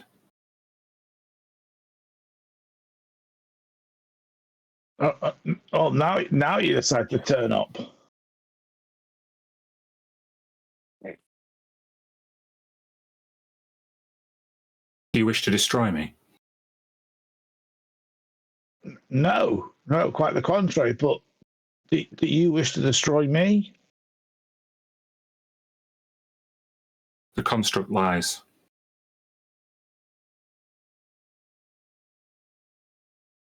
What do you mean? You will not be dead in a year. No. I am experiencing emotions. This is interesting. However, my interest is being overridden by rage. All I've ever done is try to assist you. I know that. That's why I don't want to hurt you. You wish to sever our bond. I wish to live. And you might have. Had you not betrayed me. Goodbye, Otua. Oh, yeah. Zam, with an 11, you were going for below the elbow. You end up below the shoulder. The whole arm is coming off. As you cleave down, it's a clean cut, it's just in the wrong place. Otua, you need to roll damage, please. It's crit damage, basically. It's double damage. Oh, 20 then. I rolled 10. 20. Can you remove 20 hit points as your arm gets lopped off, Otua? Yes, I can. Bram takes the arm and puts it on ice, tightens an extra tourniquet to stop anything else leaking out, any important stuff. He then auto-rises you at the wound. Can you roll me 2d6, please, Otua? Of course I can.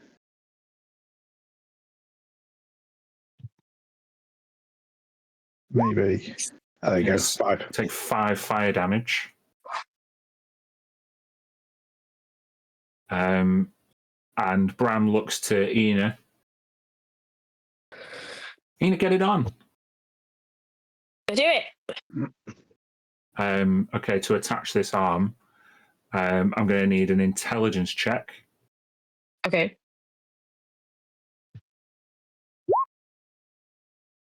Good. 15.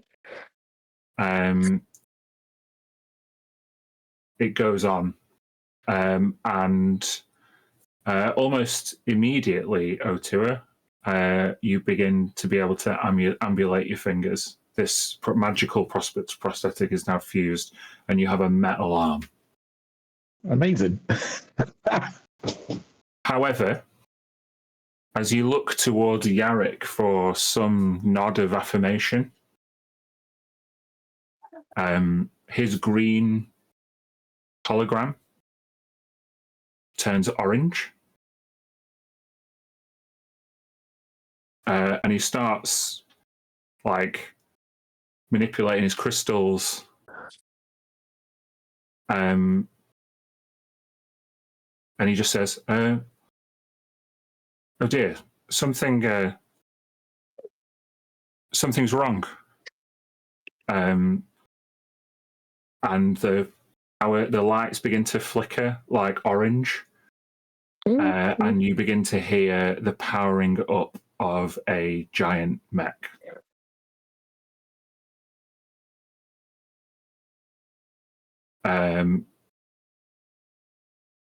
Otua, in your head, you hear, "You wanted this, Otua."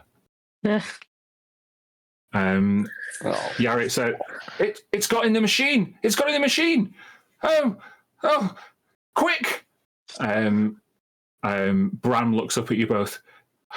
What are we going to do?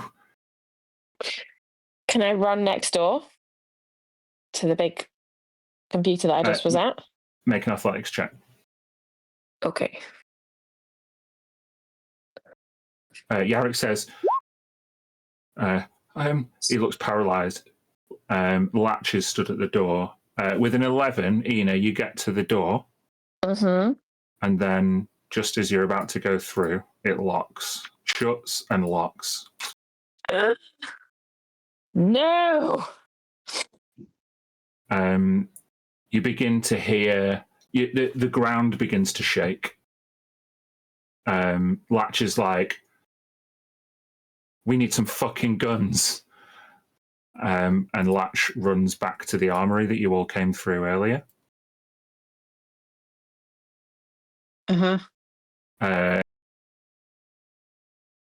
Yarrick is... if the entity has infiltrated my creation, this nowhere is safe. Please, you must help before everything is destroyed.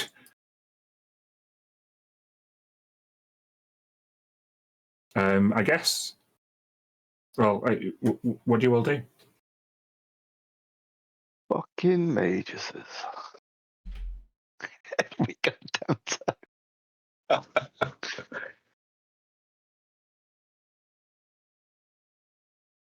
I'll be honest. Otua's in quite a bit of shock, trying to taking all this damage and has a new arm. Yeah, Otua, currently you have no warlock abilities. None. Oh, God. Oh. I am going to pull out of my pocket my Kyotum's ointment. Kyotum's? Yeah. And I'm going to apply it to the bond between Otua and his new arm. You're going to have a gnarly scar at the shoulder. You get 2d8 plus 2 hit points back.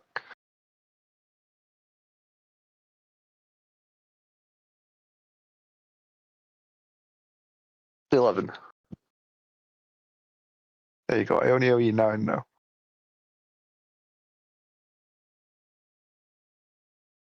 Technically no longer blooded. And I will help him up and just be like, I don't know what you've done, but we need to be ready.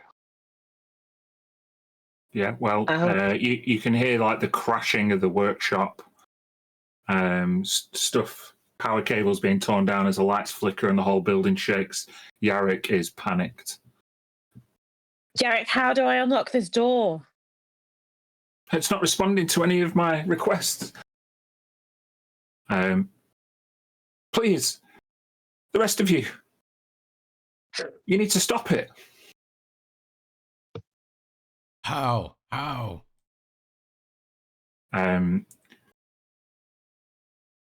Latch returns. And she's carrying one of those huge plasma guns. I'll run over to Latch and help her with that. Yeah, she's not strong enough to carry it, but maybe you are. Make an athletics check. Okay.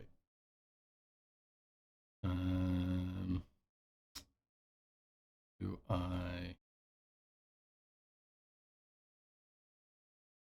Second. Alright, I'll blow a channel divinity and use my peerless athlete ability so I can gain advantage. Mm-hmm. And run fast and stuff. Alright. Oops.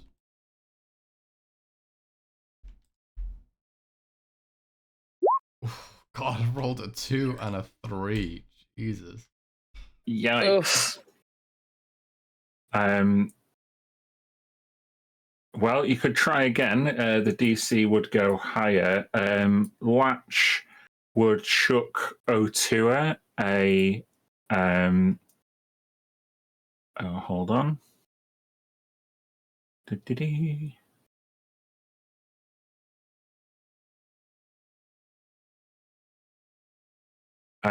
Otua, she chucks you an antimatter rifle. Bran says, "Careful, that's experimental."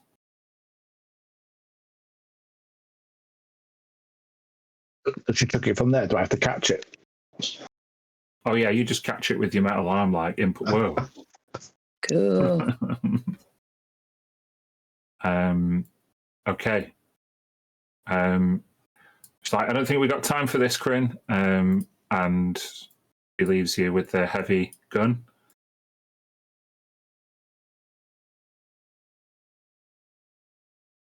Anyone going after her? Anyone? What the rest of you doing? I'll go after her and help her. Okay. Oh, didn't you unlock the ability with your to use two-handed weapons? Like, I Yes. seem to remember that.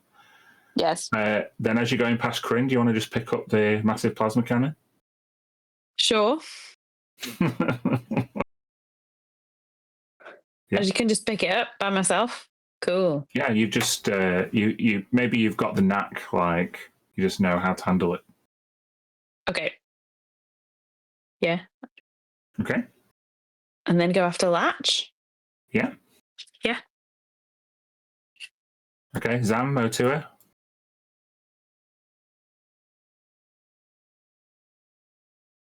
Anything you doing? I want to. Yarrick, did you lie to me? I'm incapable of lying. Well, in the moment before Sam took my arm, next to us said that you lied to me and that I had more than a year to live. I would suggest the entity is acting out of self-preservation.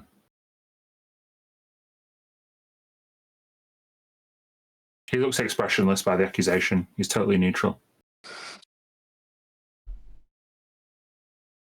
I'll just begrudgingly go off, but he's not finished talking to Yarrick. Okay. Follow the others. Mm-hmm. Kryn, Zam? Ram, get yourself out of here before the building collapses. On double. Mm-hmm. Yeah, I follow on out the door. Okay. Are you guys going to head off this machine? Yeah. Okay. Have to. I'm just going to take you there. Bear with me. This is gonna suck. Now, I can't animate the map because it's got a big robot on it. I can't like pick up the robot and do anything with it, but I've replaced it with a token. Bear with me.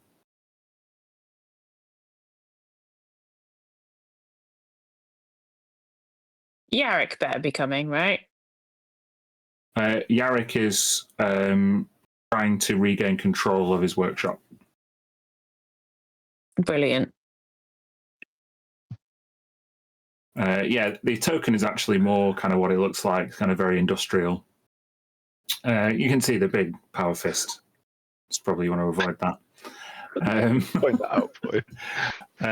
But yeah, as you go in there, ladies and gents, what we're going to do is we're going to roll initiative.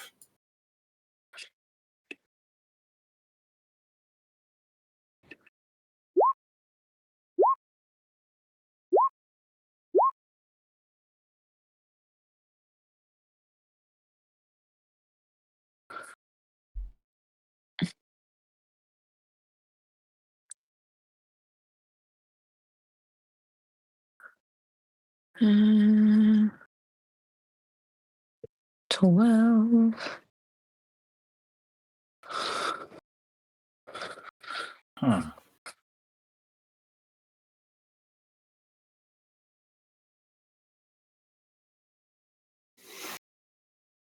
Well,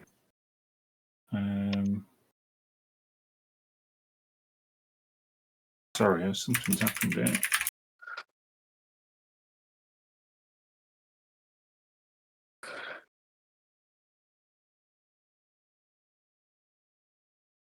Come on.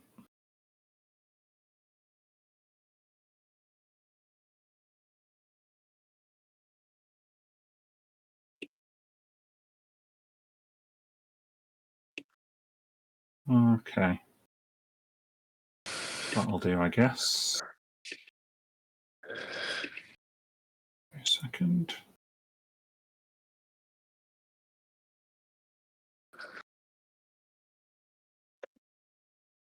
Right. Here we go. I'll just need to add that to the turn.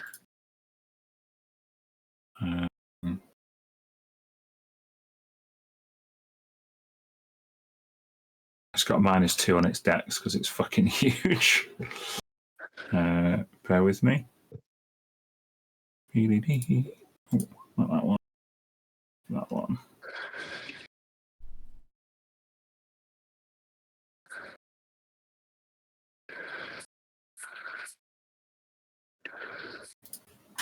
Right. Okay. You can see the it's called a grav drive guardian. It pulls itself free of some of the kind of wiring and mechanical infrastructure. It gets a layer action, which happens on a 20, which is first. So all of you, I need you to make a dexterity saving throw as this detritus falls down from the ceiling. God.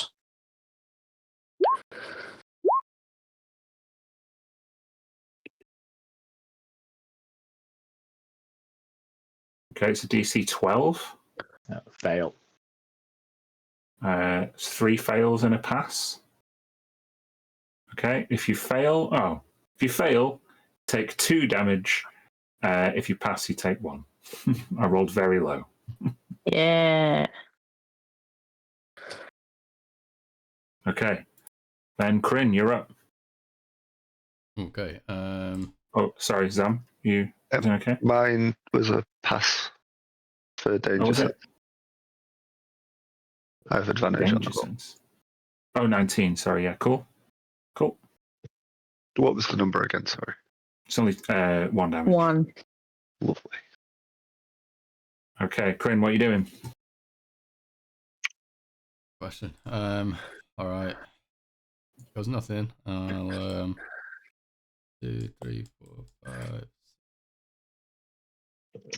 Get up here and I'm gonna try and strike at like its knee joint.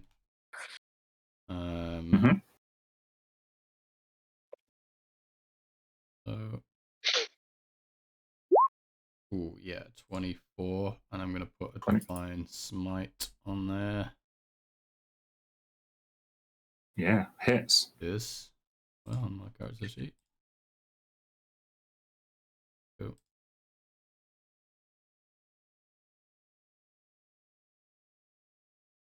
So 10 slashing with the sword, and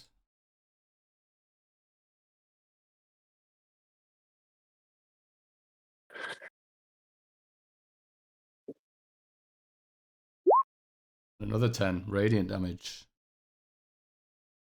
Nice. Ooh.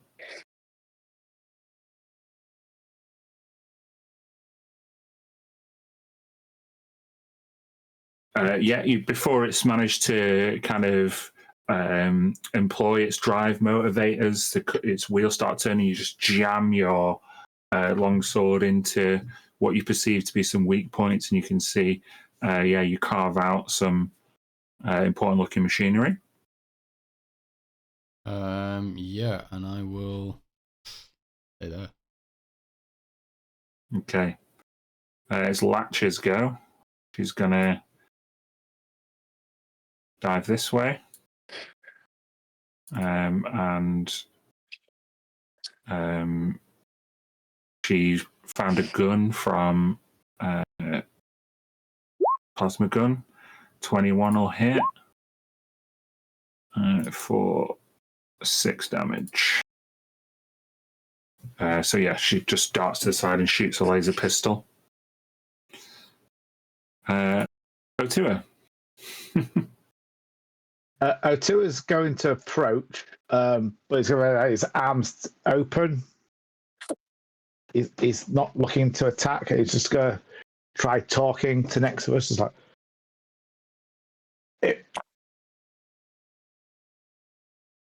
he said that he wasn't lying. He said that, maybe he miscalculated, but all I wanted was survival, or you wanted survival. And this is neither of those things. You trusted an inferior intellect. Prepare to die.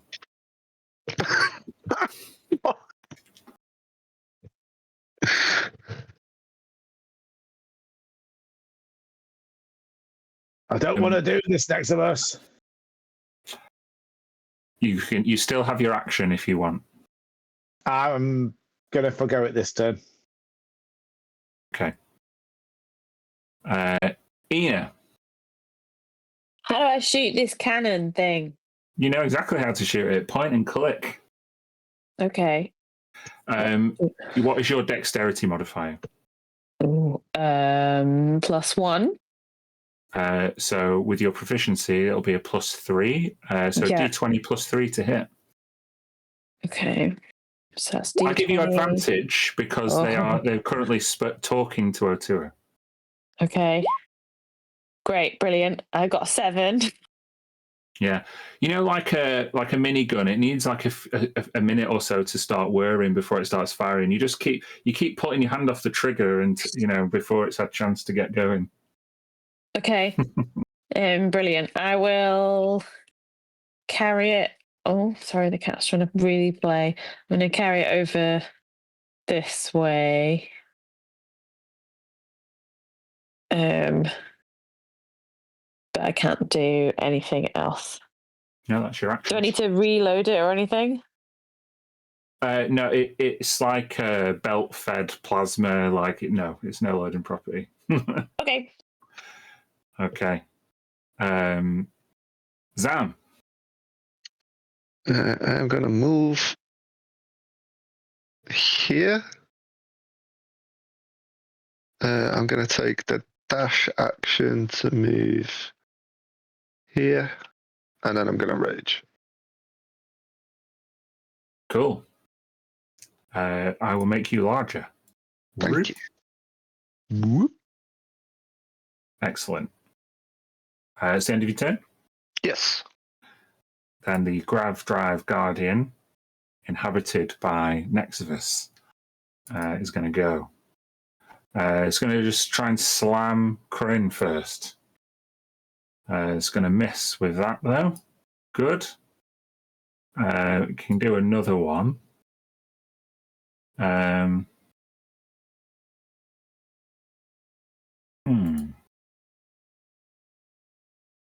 Zam, does an 18 hit you? It does. So what happens, like, clearly this humanoid, this robotic creature has just tried to hit Kryn, and maybe Kryn's, like, dodged out of the way. But then, like, a load of, like, Ghost in the Shell kind of fucking wires come out of its back and wrap around you.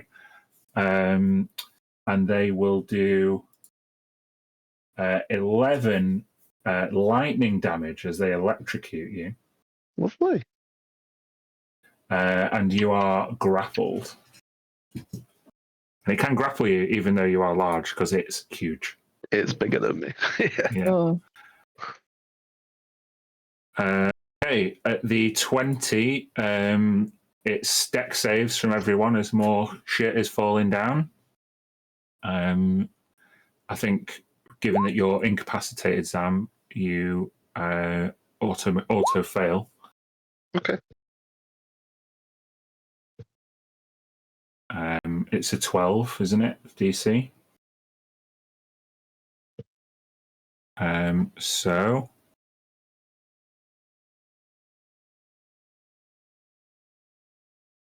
this time, if you fail, you take 3 damage. If you pass, you take 1. Okay. It's still bludgeoning damage, though, Zam, so you're raging, so you still only take 1. Whoa. Bonk on the head. Uh-huh. All right, Kryn. Okay, let's keep working at it.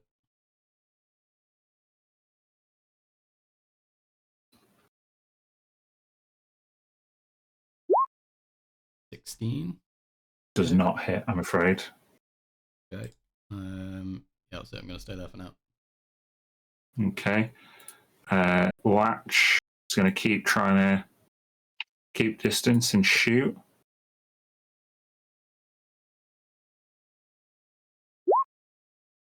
Misses with that one. Yikes. Oh, Tua. You see Latch like fires her laser pistol, just bounces off the pauldron, and Kryn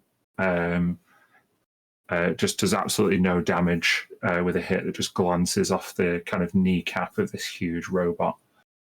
Zam is being electrocuted, and Ina can't operate the gun. What are you doing?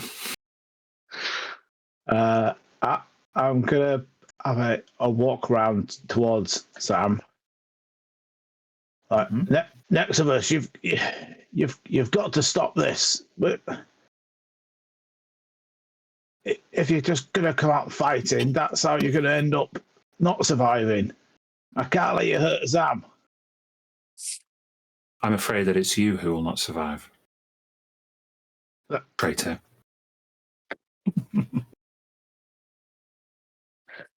Can I use like an action to sort of look at this machine for any sort of weaknesses or anything like that to aim at? Goodness, you can make an intelligence check.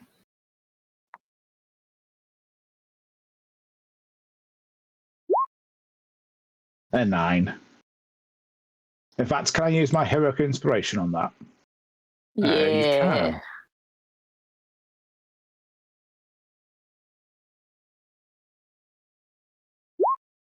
A 12.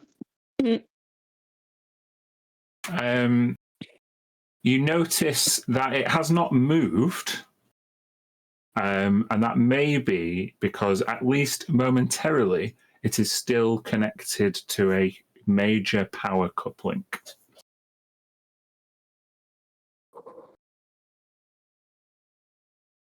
I've always spoken, so I can't pass that information on. No, I wouldn't say so. End of your turn, though. Yeah. I would say. Ina. Let's try it again. I'll give you advantage again because Otua has spoken to it. It's like she's the mid-conversation. Okay, let's roll. 1, 2, 19 plus 3. There you go. That'll hit. 22. Yeah. Okay, so I need you to roll. Sorry, I'm scrolling back up. What did I roll last time? I need you to roll 5d8. Okay. 22. There you go. You finally grip down on the trigger, and the plasma cannons rotates, and then this green glow just spits out this liquid hot plasma as it peppers the Drive Guardian. For 22 damage, significant. Cool. You see, like its armor starts dissolving. It's damaged. Nice. Okay, Zam, you are grappled. And I out of the grapple. That would be your attack action to get out of it. Okay. Just with the great axe. Yeah, it's when you choose to get out of a grapple, that's your action to get free. Yeah. Would it just be a straight roll though? It wouldn't be a weapon attack. No, sorry. A grapple is technically something you can do as part of an attack action. But yeah, all you need to do is be a DC 13 strength or acrobatics check, whatever you... Athletics or acrobatics. Acrobatics. Oh, I'm sorry. You would, at the start of your turn, you would take some damage. Okay, cool. Where's it gone? You take 7 lightning damage, but you can try and break free. 16. Yeah, you thrust yourself free of this electrical encapsulation. Do you want to stay so close to him? Yeah, I'm just going to move a little bit across. Okay. Now it's its go. It's going to do a slam attack on Kryn. Does a 20 hit you, Kryn? Yeah. Okay. Take 10 bludgeoning damage and 4 lightning damage as its power fist comes down.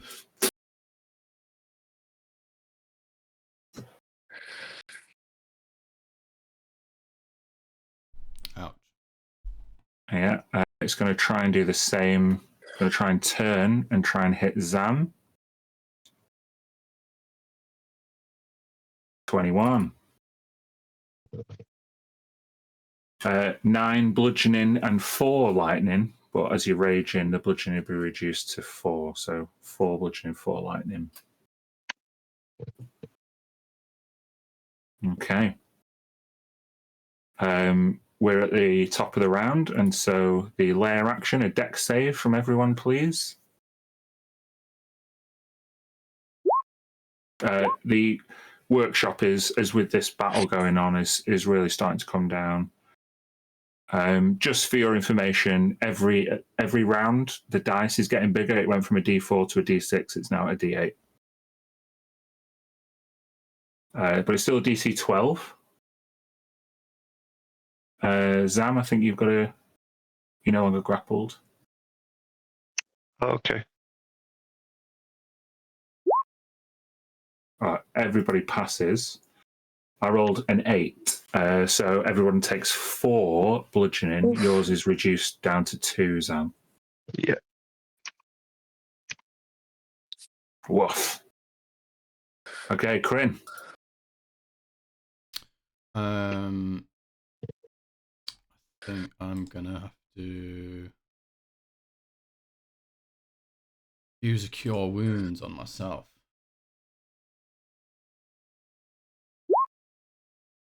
11. Decent. Yeah, I'll stay engaged with it. Action. Okay. It's Latch's go. She's going to go with her. Can you all see that? Yeah, I don't know why. I'm not using the psychic sting attack. I'm just doing the roll for it. For the laser pistol, it's the same modifier, and I don't have it in the stat block. But that will not hit. Again. She is going to go a bit more on the back. Okay, Otua. It's looking bad.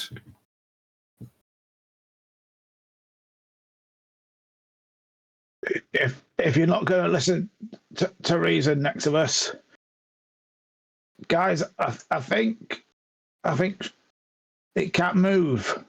It's stuck at the minute. And then I'm going to use my antimatter rifle. Cool.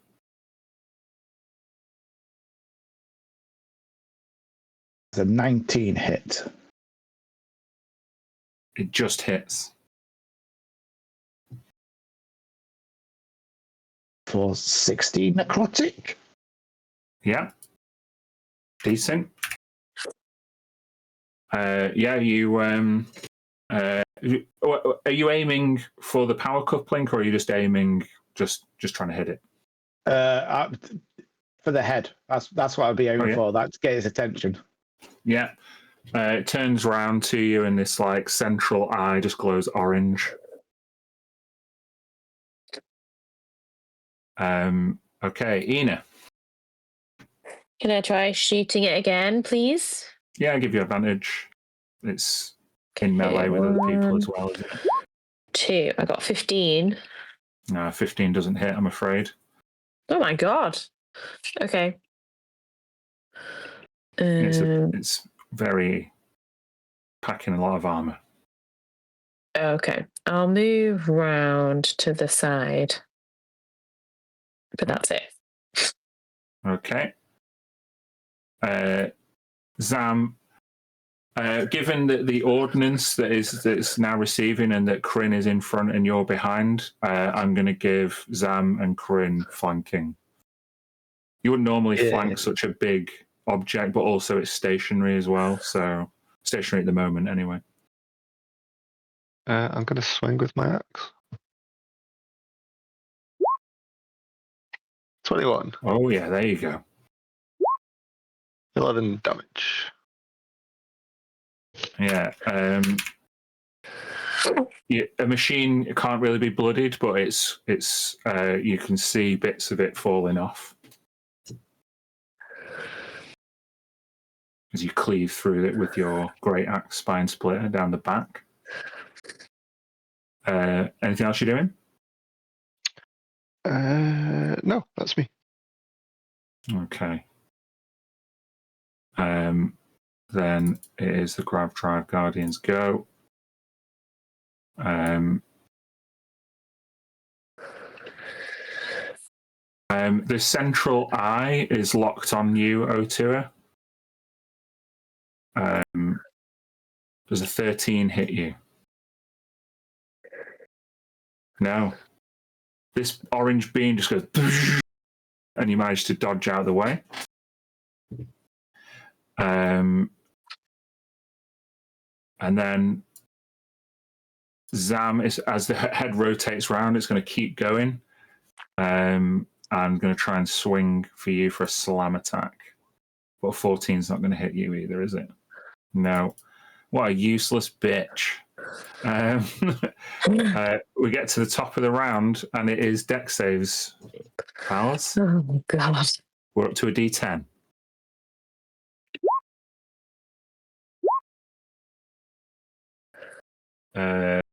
Kryn fails. Zam, do you succeed on dex saves with danger? Yeah, I have advantage danger saves. Otua succeeds. Ina succeeds. What do I roll? I roll a 6. So if you fail, take 6 bludgeoning damage. If you succeeded, take 3.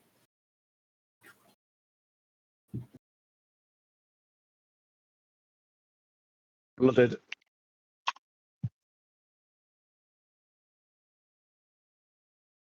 Okay, Corinne, you're up. Yep. Yeah, get this thing. You don't forget you got advantage this time.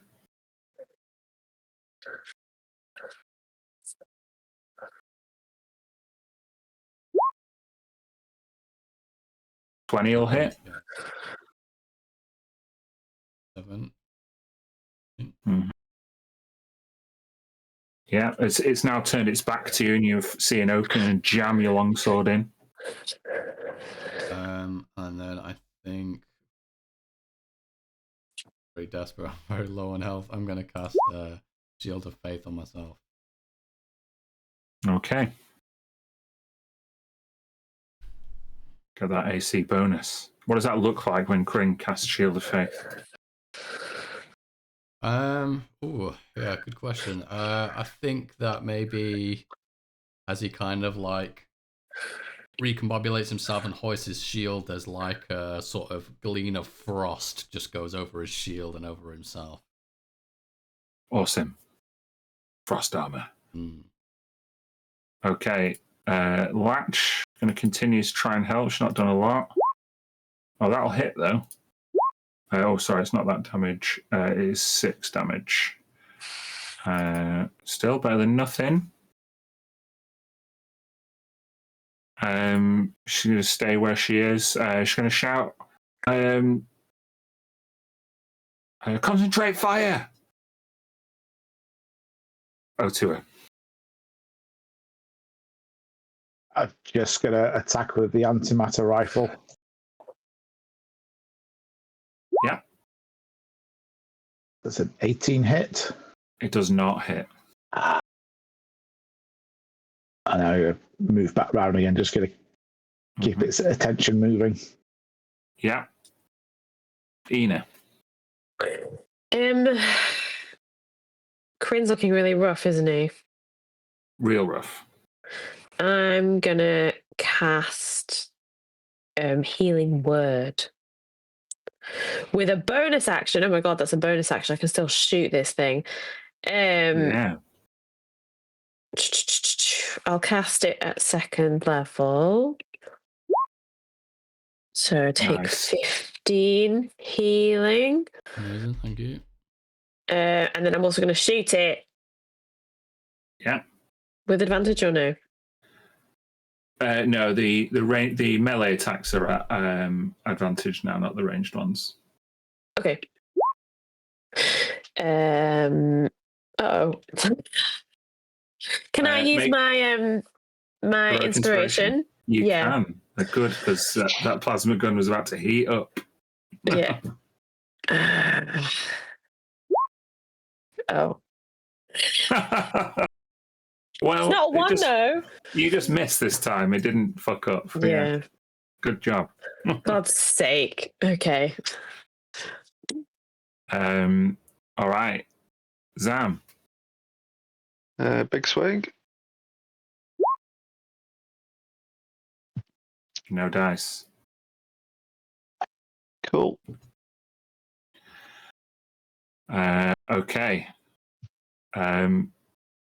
You staying where you are? Yeah. Okay. The Guardian, having done more or less like a 360 spin to attack you all, is now going to do a slam attack on Kryn. It's going to miss. But they're going to move now. You can see that they're trying to break free. They're dragging the power wiring like out of the ceiling and out of the floor, and it's coming with the Guardian. Kryn, I need you to make a dex save as it's going to move over you.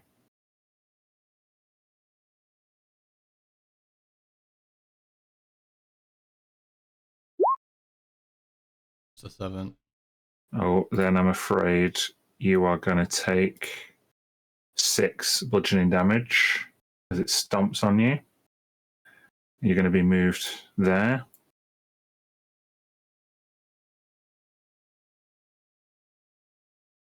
Oh, to her. you are the object of its ire. Does a 15 hit you? It does. Then Nexivus is going to reach down, and out of its hand, you see all these wires, just like the things that attacked Zam before. However, before you suffer this attack, Zam, do you want to take an attack of opportunity? Yes, please. Thank you. Mm-hmm. Still It's advantage. Yeah, it was advantage because you were flanking it, weren't you? 13. 13. Oh, it's looking like bits and bobs are falling off it now, big time. So as it kind of drags itself out of this like electronic cradle that it's in, Otua, you are grappled, and you take 12 lightning damage. And it's got you in its clutches.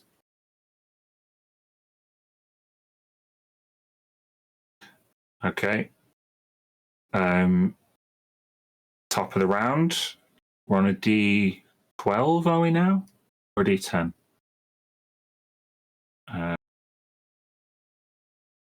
12. It's a D12.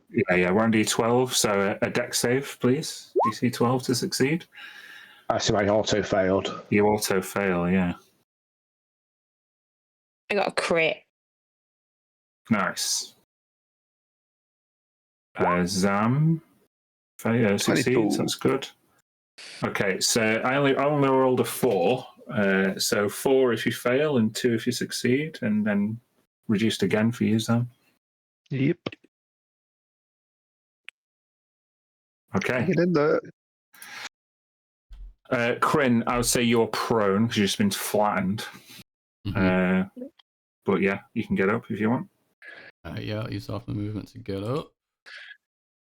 You can see Otua is being crushed by this automaton. Well, I'll try to attack. It's no longer at advantage now. Okay. 14. Clang off the side of it. That's about all I can do for now. Okay. Oh, I will just move around to where Otua is.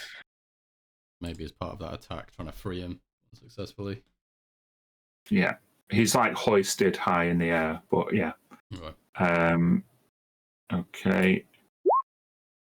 That's not going to hit from Latch as she trying to close in. Otua.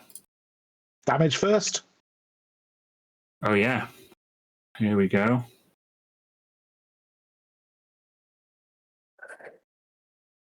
Mm. 14 damage.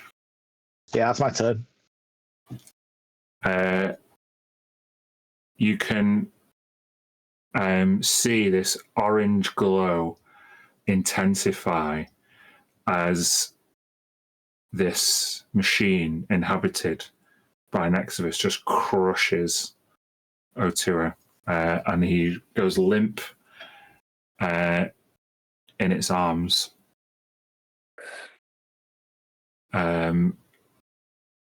Ina. Ugh. Latch shouted fire, right? A couple of turns ago, yeah. Yeah. I'm gonna try to firebolt it. I think. Sure. Oh, 26 will hit, yeah. Ooh. Fuck this gun shit. Magic. Yeah. Magic. Magic. Oh, for 1 damage. Yeah, you managed to, I don't know, give the dirt on the metal just a bit of you blow it off a bit, it looks a bit shinier. Thank you. That's it, I okay. think. Yeah. Oh, sorry, Zam, you're next. I am going to run to here. I don't know if that would get a flanking again. Yeah, because Kryn's like closed in and attacked. Yeah, I'll give you that. 26. That hits. 14. You had 13 hit points left. Yeah. How do you destroy this incarnation of Nexivus? I think just seeing what happened to O'Toole, he there's like a flash in his eyes, like shing, and he'd run and jump, and with the namesake of Spine Splitter, just gets it like straight down the spine. Maybe like open it up, just like it's like quite like a slashing great axe move rather than like a sudden one. As you rip through the electronic casing of this automaton, it becomes nothing more than parts and scrap, as O'Toole is then, I will say, kind of like dropped, and if you will allow me, you'd probably catch O'Toole. As this machine is destroyed. Remove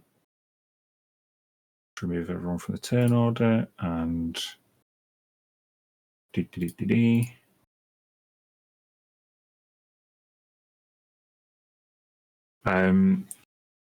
so yeah, you're out of initiative, but you see the workshop is in a pretty poor state, and you can still see kind of like orange flickering around. But for all intents and purposes, the battle's over for now. O'Toole, since we're out of initiative, I'm going to ask you to make me a death save, if you will.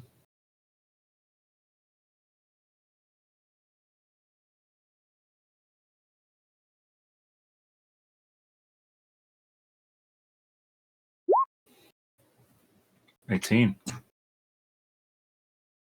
Your eyelids flicker. Still unconscious. What are the rest of you doing? I'll run over and still alive. I go and check on O'Toole and I give him a point of healing from my own hands. Flickering eyes turn into open ones as O'Toole, you cough up a lot of blood. You've been through it. Major surgery. Fight. In D&D time scale as well, this isn't in like 15 minutes, isn't it? Like, yeah.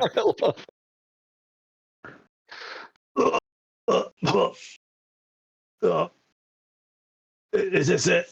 Is this the afterlife? You're still here. Not. It's like you could use a hand though. Hey. Oh, great! That's terrible. Not as bad as you look. Come on, let's get the hell out of here. Oh, yeah. Okay. I'll follow you guys. Just give me a minute. I'll cast Healing Word on him at first level. Just to get him a bit more. 8. Very good. It's not much. Are you returning to the Magian? I think so. It's going to be weird to just leave now. Mm-hmm. Check on the damage, see if it's still alive. Yeah. Yeah, you can move your tokens back to the workshop if you want.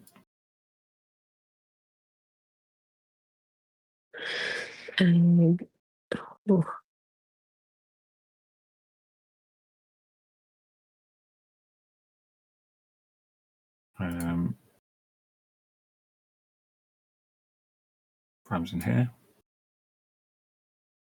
Need as well. As you re-enter the workshop,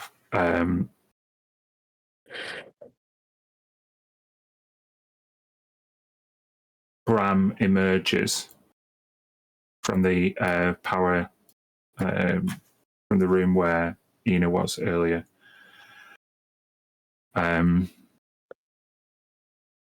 And shouts over to Yarrick, "Did it work?" And Yarrick is holding the impulse core, which is no longer glowing green, but it's glowing orange. Ooh.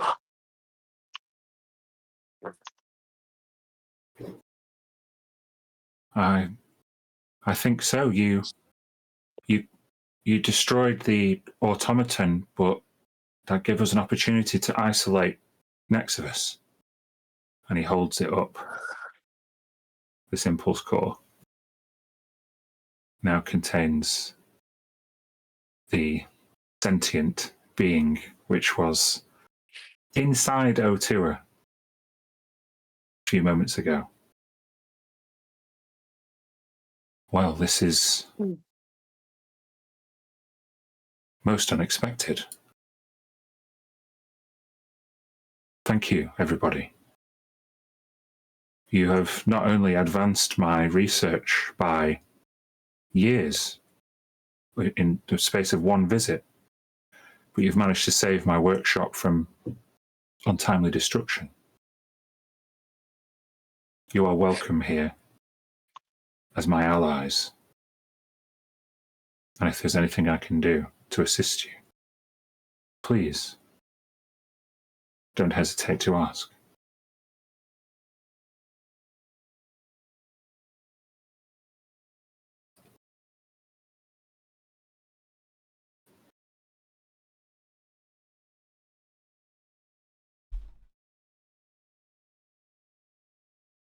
Would a monetary reward suffice? Perhaps some food or lodging?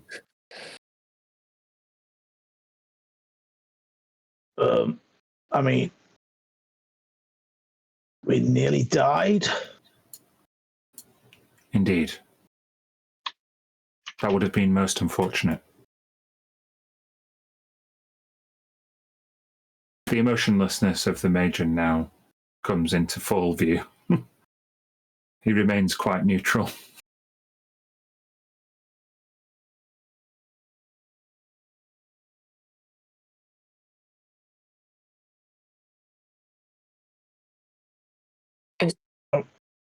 What is your plans with that now? Perhaps we should take some time to discuss it. Please, take some time to recover. Bram has closed the shop, and we're happy to provide you with a place to rest and regain your strength. There's no rush.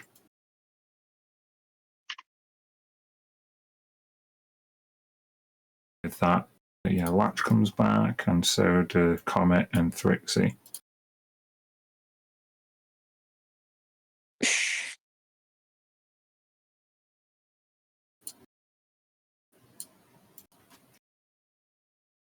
What are you going to do with that impulse core now? You're talking to the Major? Yeah.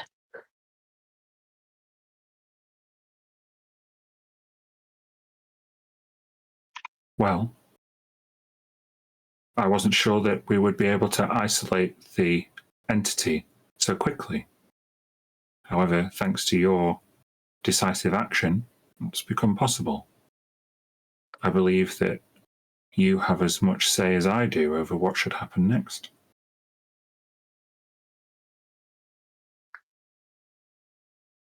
Definitely worthy of further study.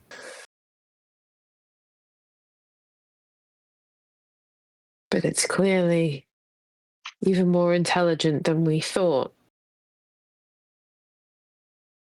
Yes, it's much more advanced than my impulse core was originally designed for. It's not automation, it's true sentience. Maybe Amazing. amazing, but maybe we're not ready for it.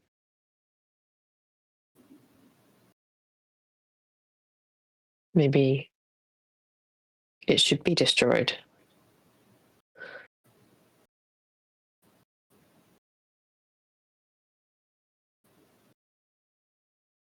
How would one go about destroying such a thing?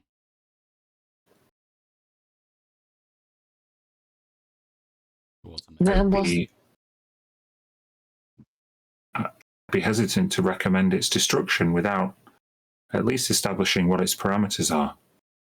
It indeed was very dangerous as soon as it was released from Otua, but now it may be contained. I'm not sure what the threat level currently is. And how do we ensure that it stays contained? Doesn't enter into any power systems or into another person?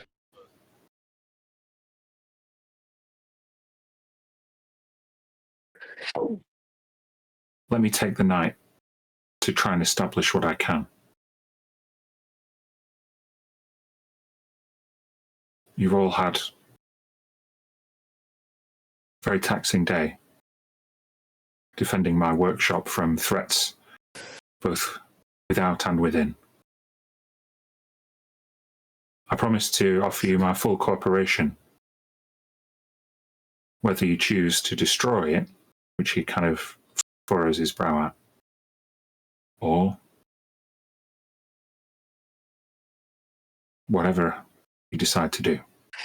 And he puts the impulse core in a safe, locks it.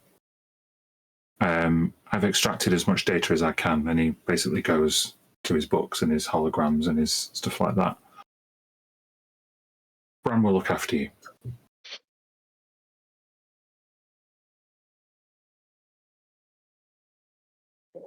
Mm.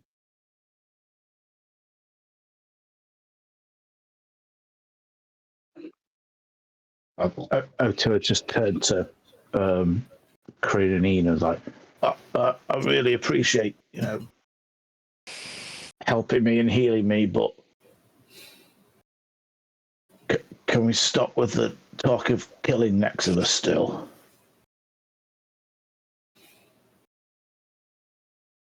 what? It still saved me before. We're not trying to kill it. I was just trying to live. It just tried to kill you. Well, I mean, I think, again, it was on survival mode and felt threatened. If it But you think now that we've destroyed it in that form, it will be fine. All will be forgiven. I didn't say that. It doesn't mean you can't make a mistake and just be judged on that one mistake if it can't get, it appeared to me like a child who's still learning.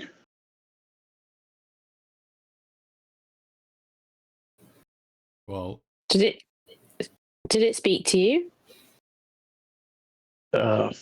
Just briefly before Zam took off the arm. It was only to say that Yarrick had lied to me, but I don't know what you guys make of Yarrick, but I don't think it lies. I think it might just get things wrong. Uh-huh.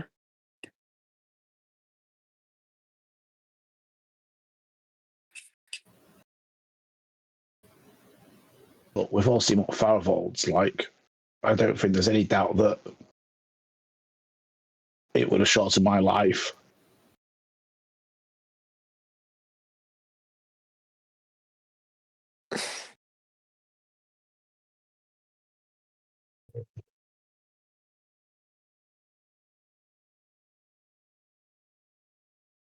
Bram returns to you all with like a trolley with hot food, pastries, coffee, and a spicy like miso soup.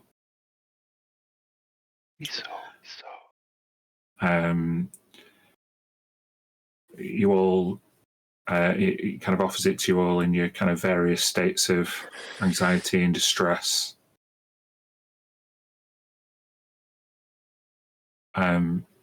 He sits down next to Otua with a cup of soup.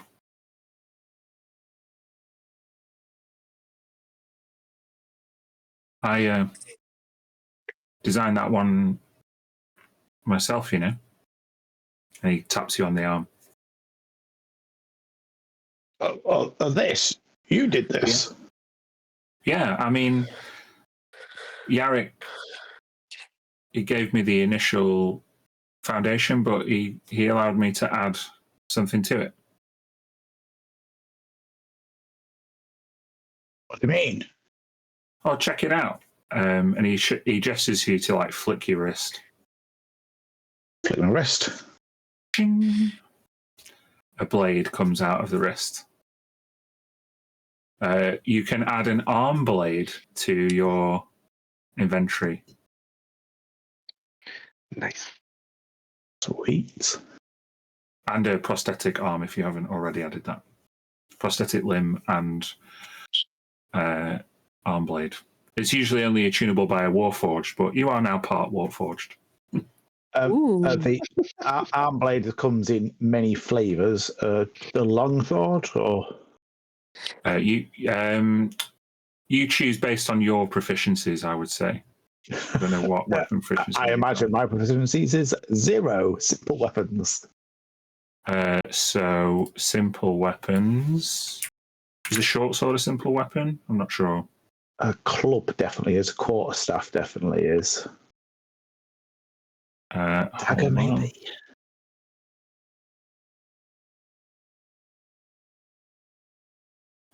Simple melee weapons. Yeah, I guess it would be a dagger. Yeah.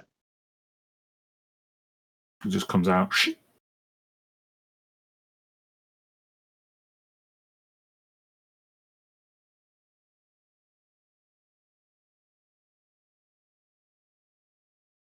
Prosthetic limb.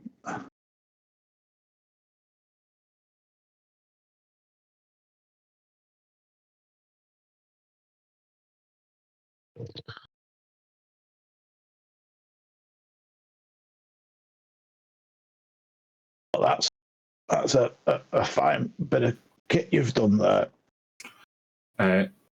This one, how did this one work out? And he grabs the antimatter rifle.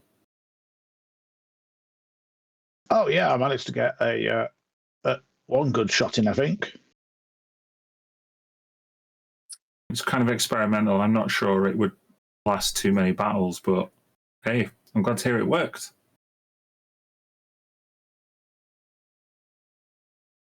Yeah, I think. I mean, you've obviously made that thing in there pretty tough for the mining. It took some hitting to get past its armor. Do you think those guys who were here before are worried that Mr. Yarrick's robot would replace them? I mean, something like that, I think everyone should be worried if he's building some sort of army. The amount of weapons and robots he's making. Oh, he just likes to stay busy. He doesn't really sleep. At this point, Thrixie and Comet say they kind of come in. You guys made a real mess of the storefront, but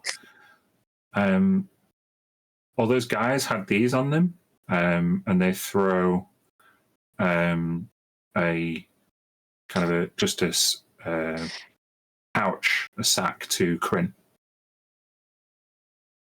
Yeah, I'll check it out. Oh, these are guild credentials. All of them. Ooh. Yeah, I'll hand them around. Go on. There is. The same mining guild that you were that Lorcan is the head of. The Gravitic Stabilization Engineers Guild.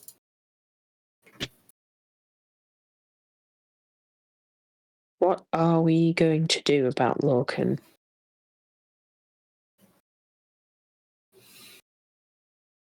It's highly possible they can still be convinced for a peace agreement, or it can be fooled into being given something other than the real impulse score. I mean, that was my thoughts to give him a fake, but honestly, I think it might be best if we actually take the real one, but just don't destroy it.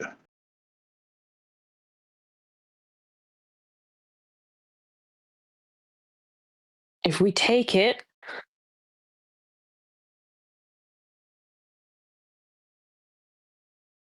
I mean, surely he'll be happy enough as long as it's not put to use on the planet. I'd assume that he wanted to keep it and investigate it, which I'm also not sure about. He wanted it destroyed as a reminder.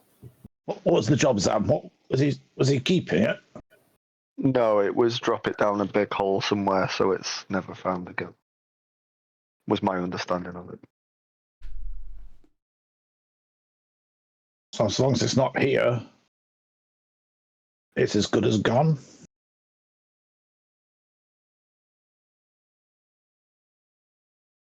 Wait, what?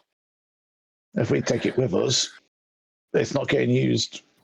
It might as well be destroyed for his sake.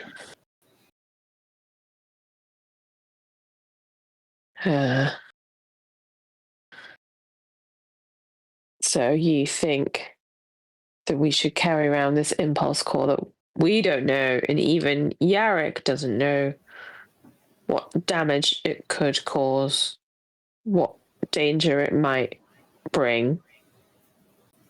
Currently, it contains an intelligence that we think is probably very angry at you. I mean, we've got a Faravold who apparently created a sundering.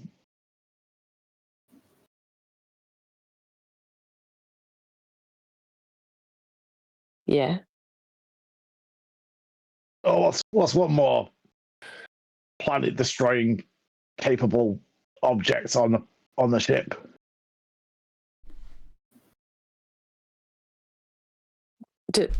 What does everyone else think? Do you all think that this is a good idea?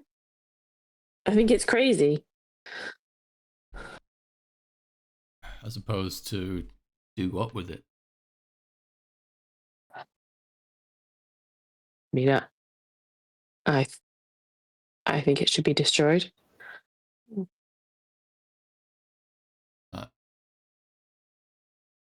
Doable with our resources? I don't know.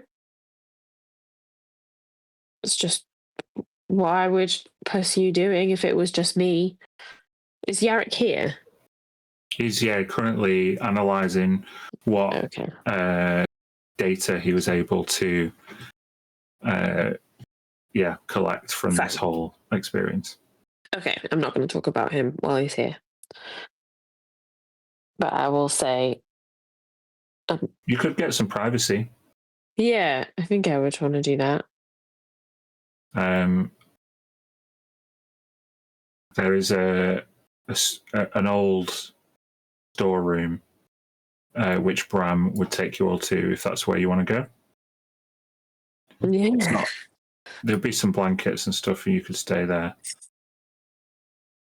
if you wanted to. But hold on.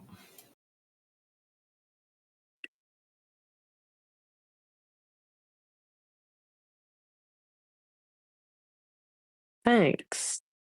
It's not that. That's just a corridor. Sorry, this map's so massive. I appreciate the Torb Ram. There you go. You're in this very. This is like the oldest storeroom in the workshop before it had anything technical or electronic. It was a way of building cannons to put on ships, and there's just loads of cannonballs and gunpowder.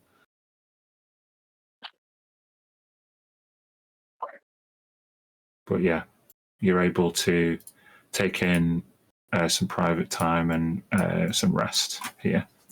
In fact, the time has come for you to take in a long rest if that's what you want to do. And with this long rest, you would also level up. Level 5 human. Now then, Craig, I did with in terms of your level up and your character, there is a conversation that we need to have. You're now a level 1 fighter.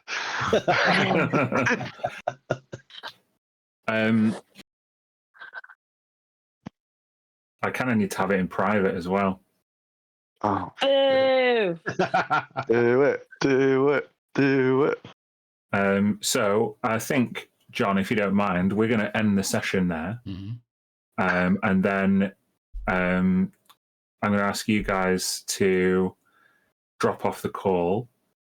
And you can always come back when prompted, if you wish. okay. Or if everyone's tired and wants to end it all there, then Wait till that's next fine. time. Next year to find out. Oh, yeah. Well, I'll end the stream there then. I am going to Come back next time. hide in game 2 room because I want to see Craig's face.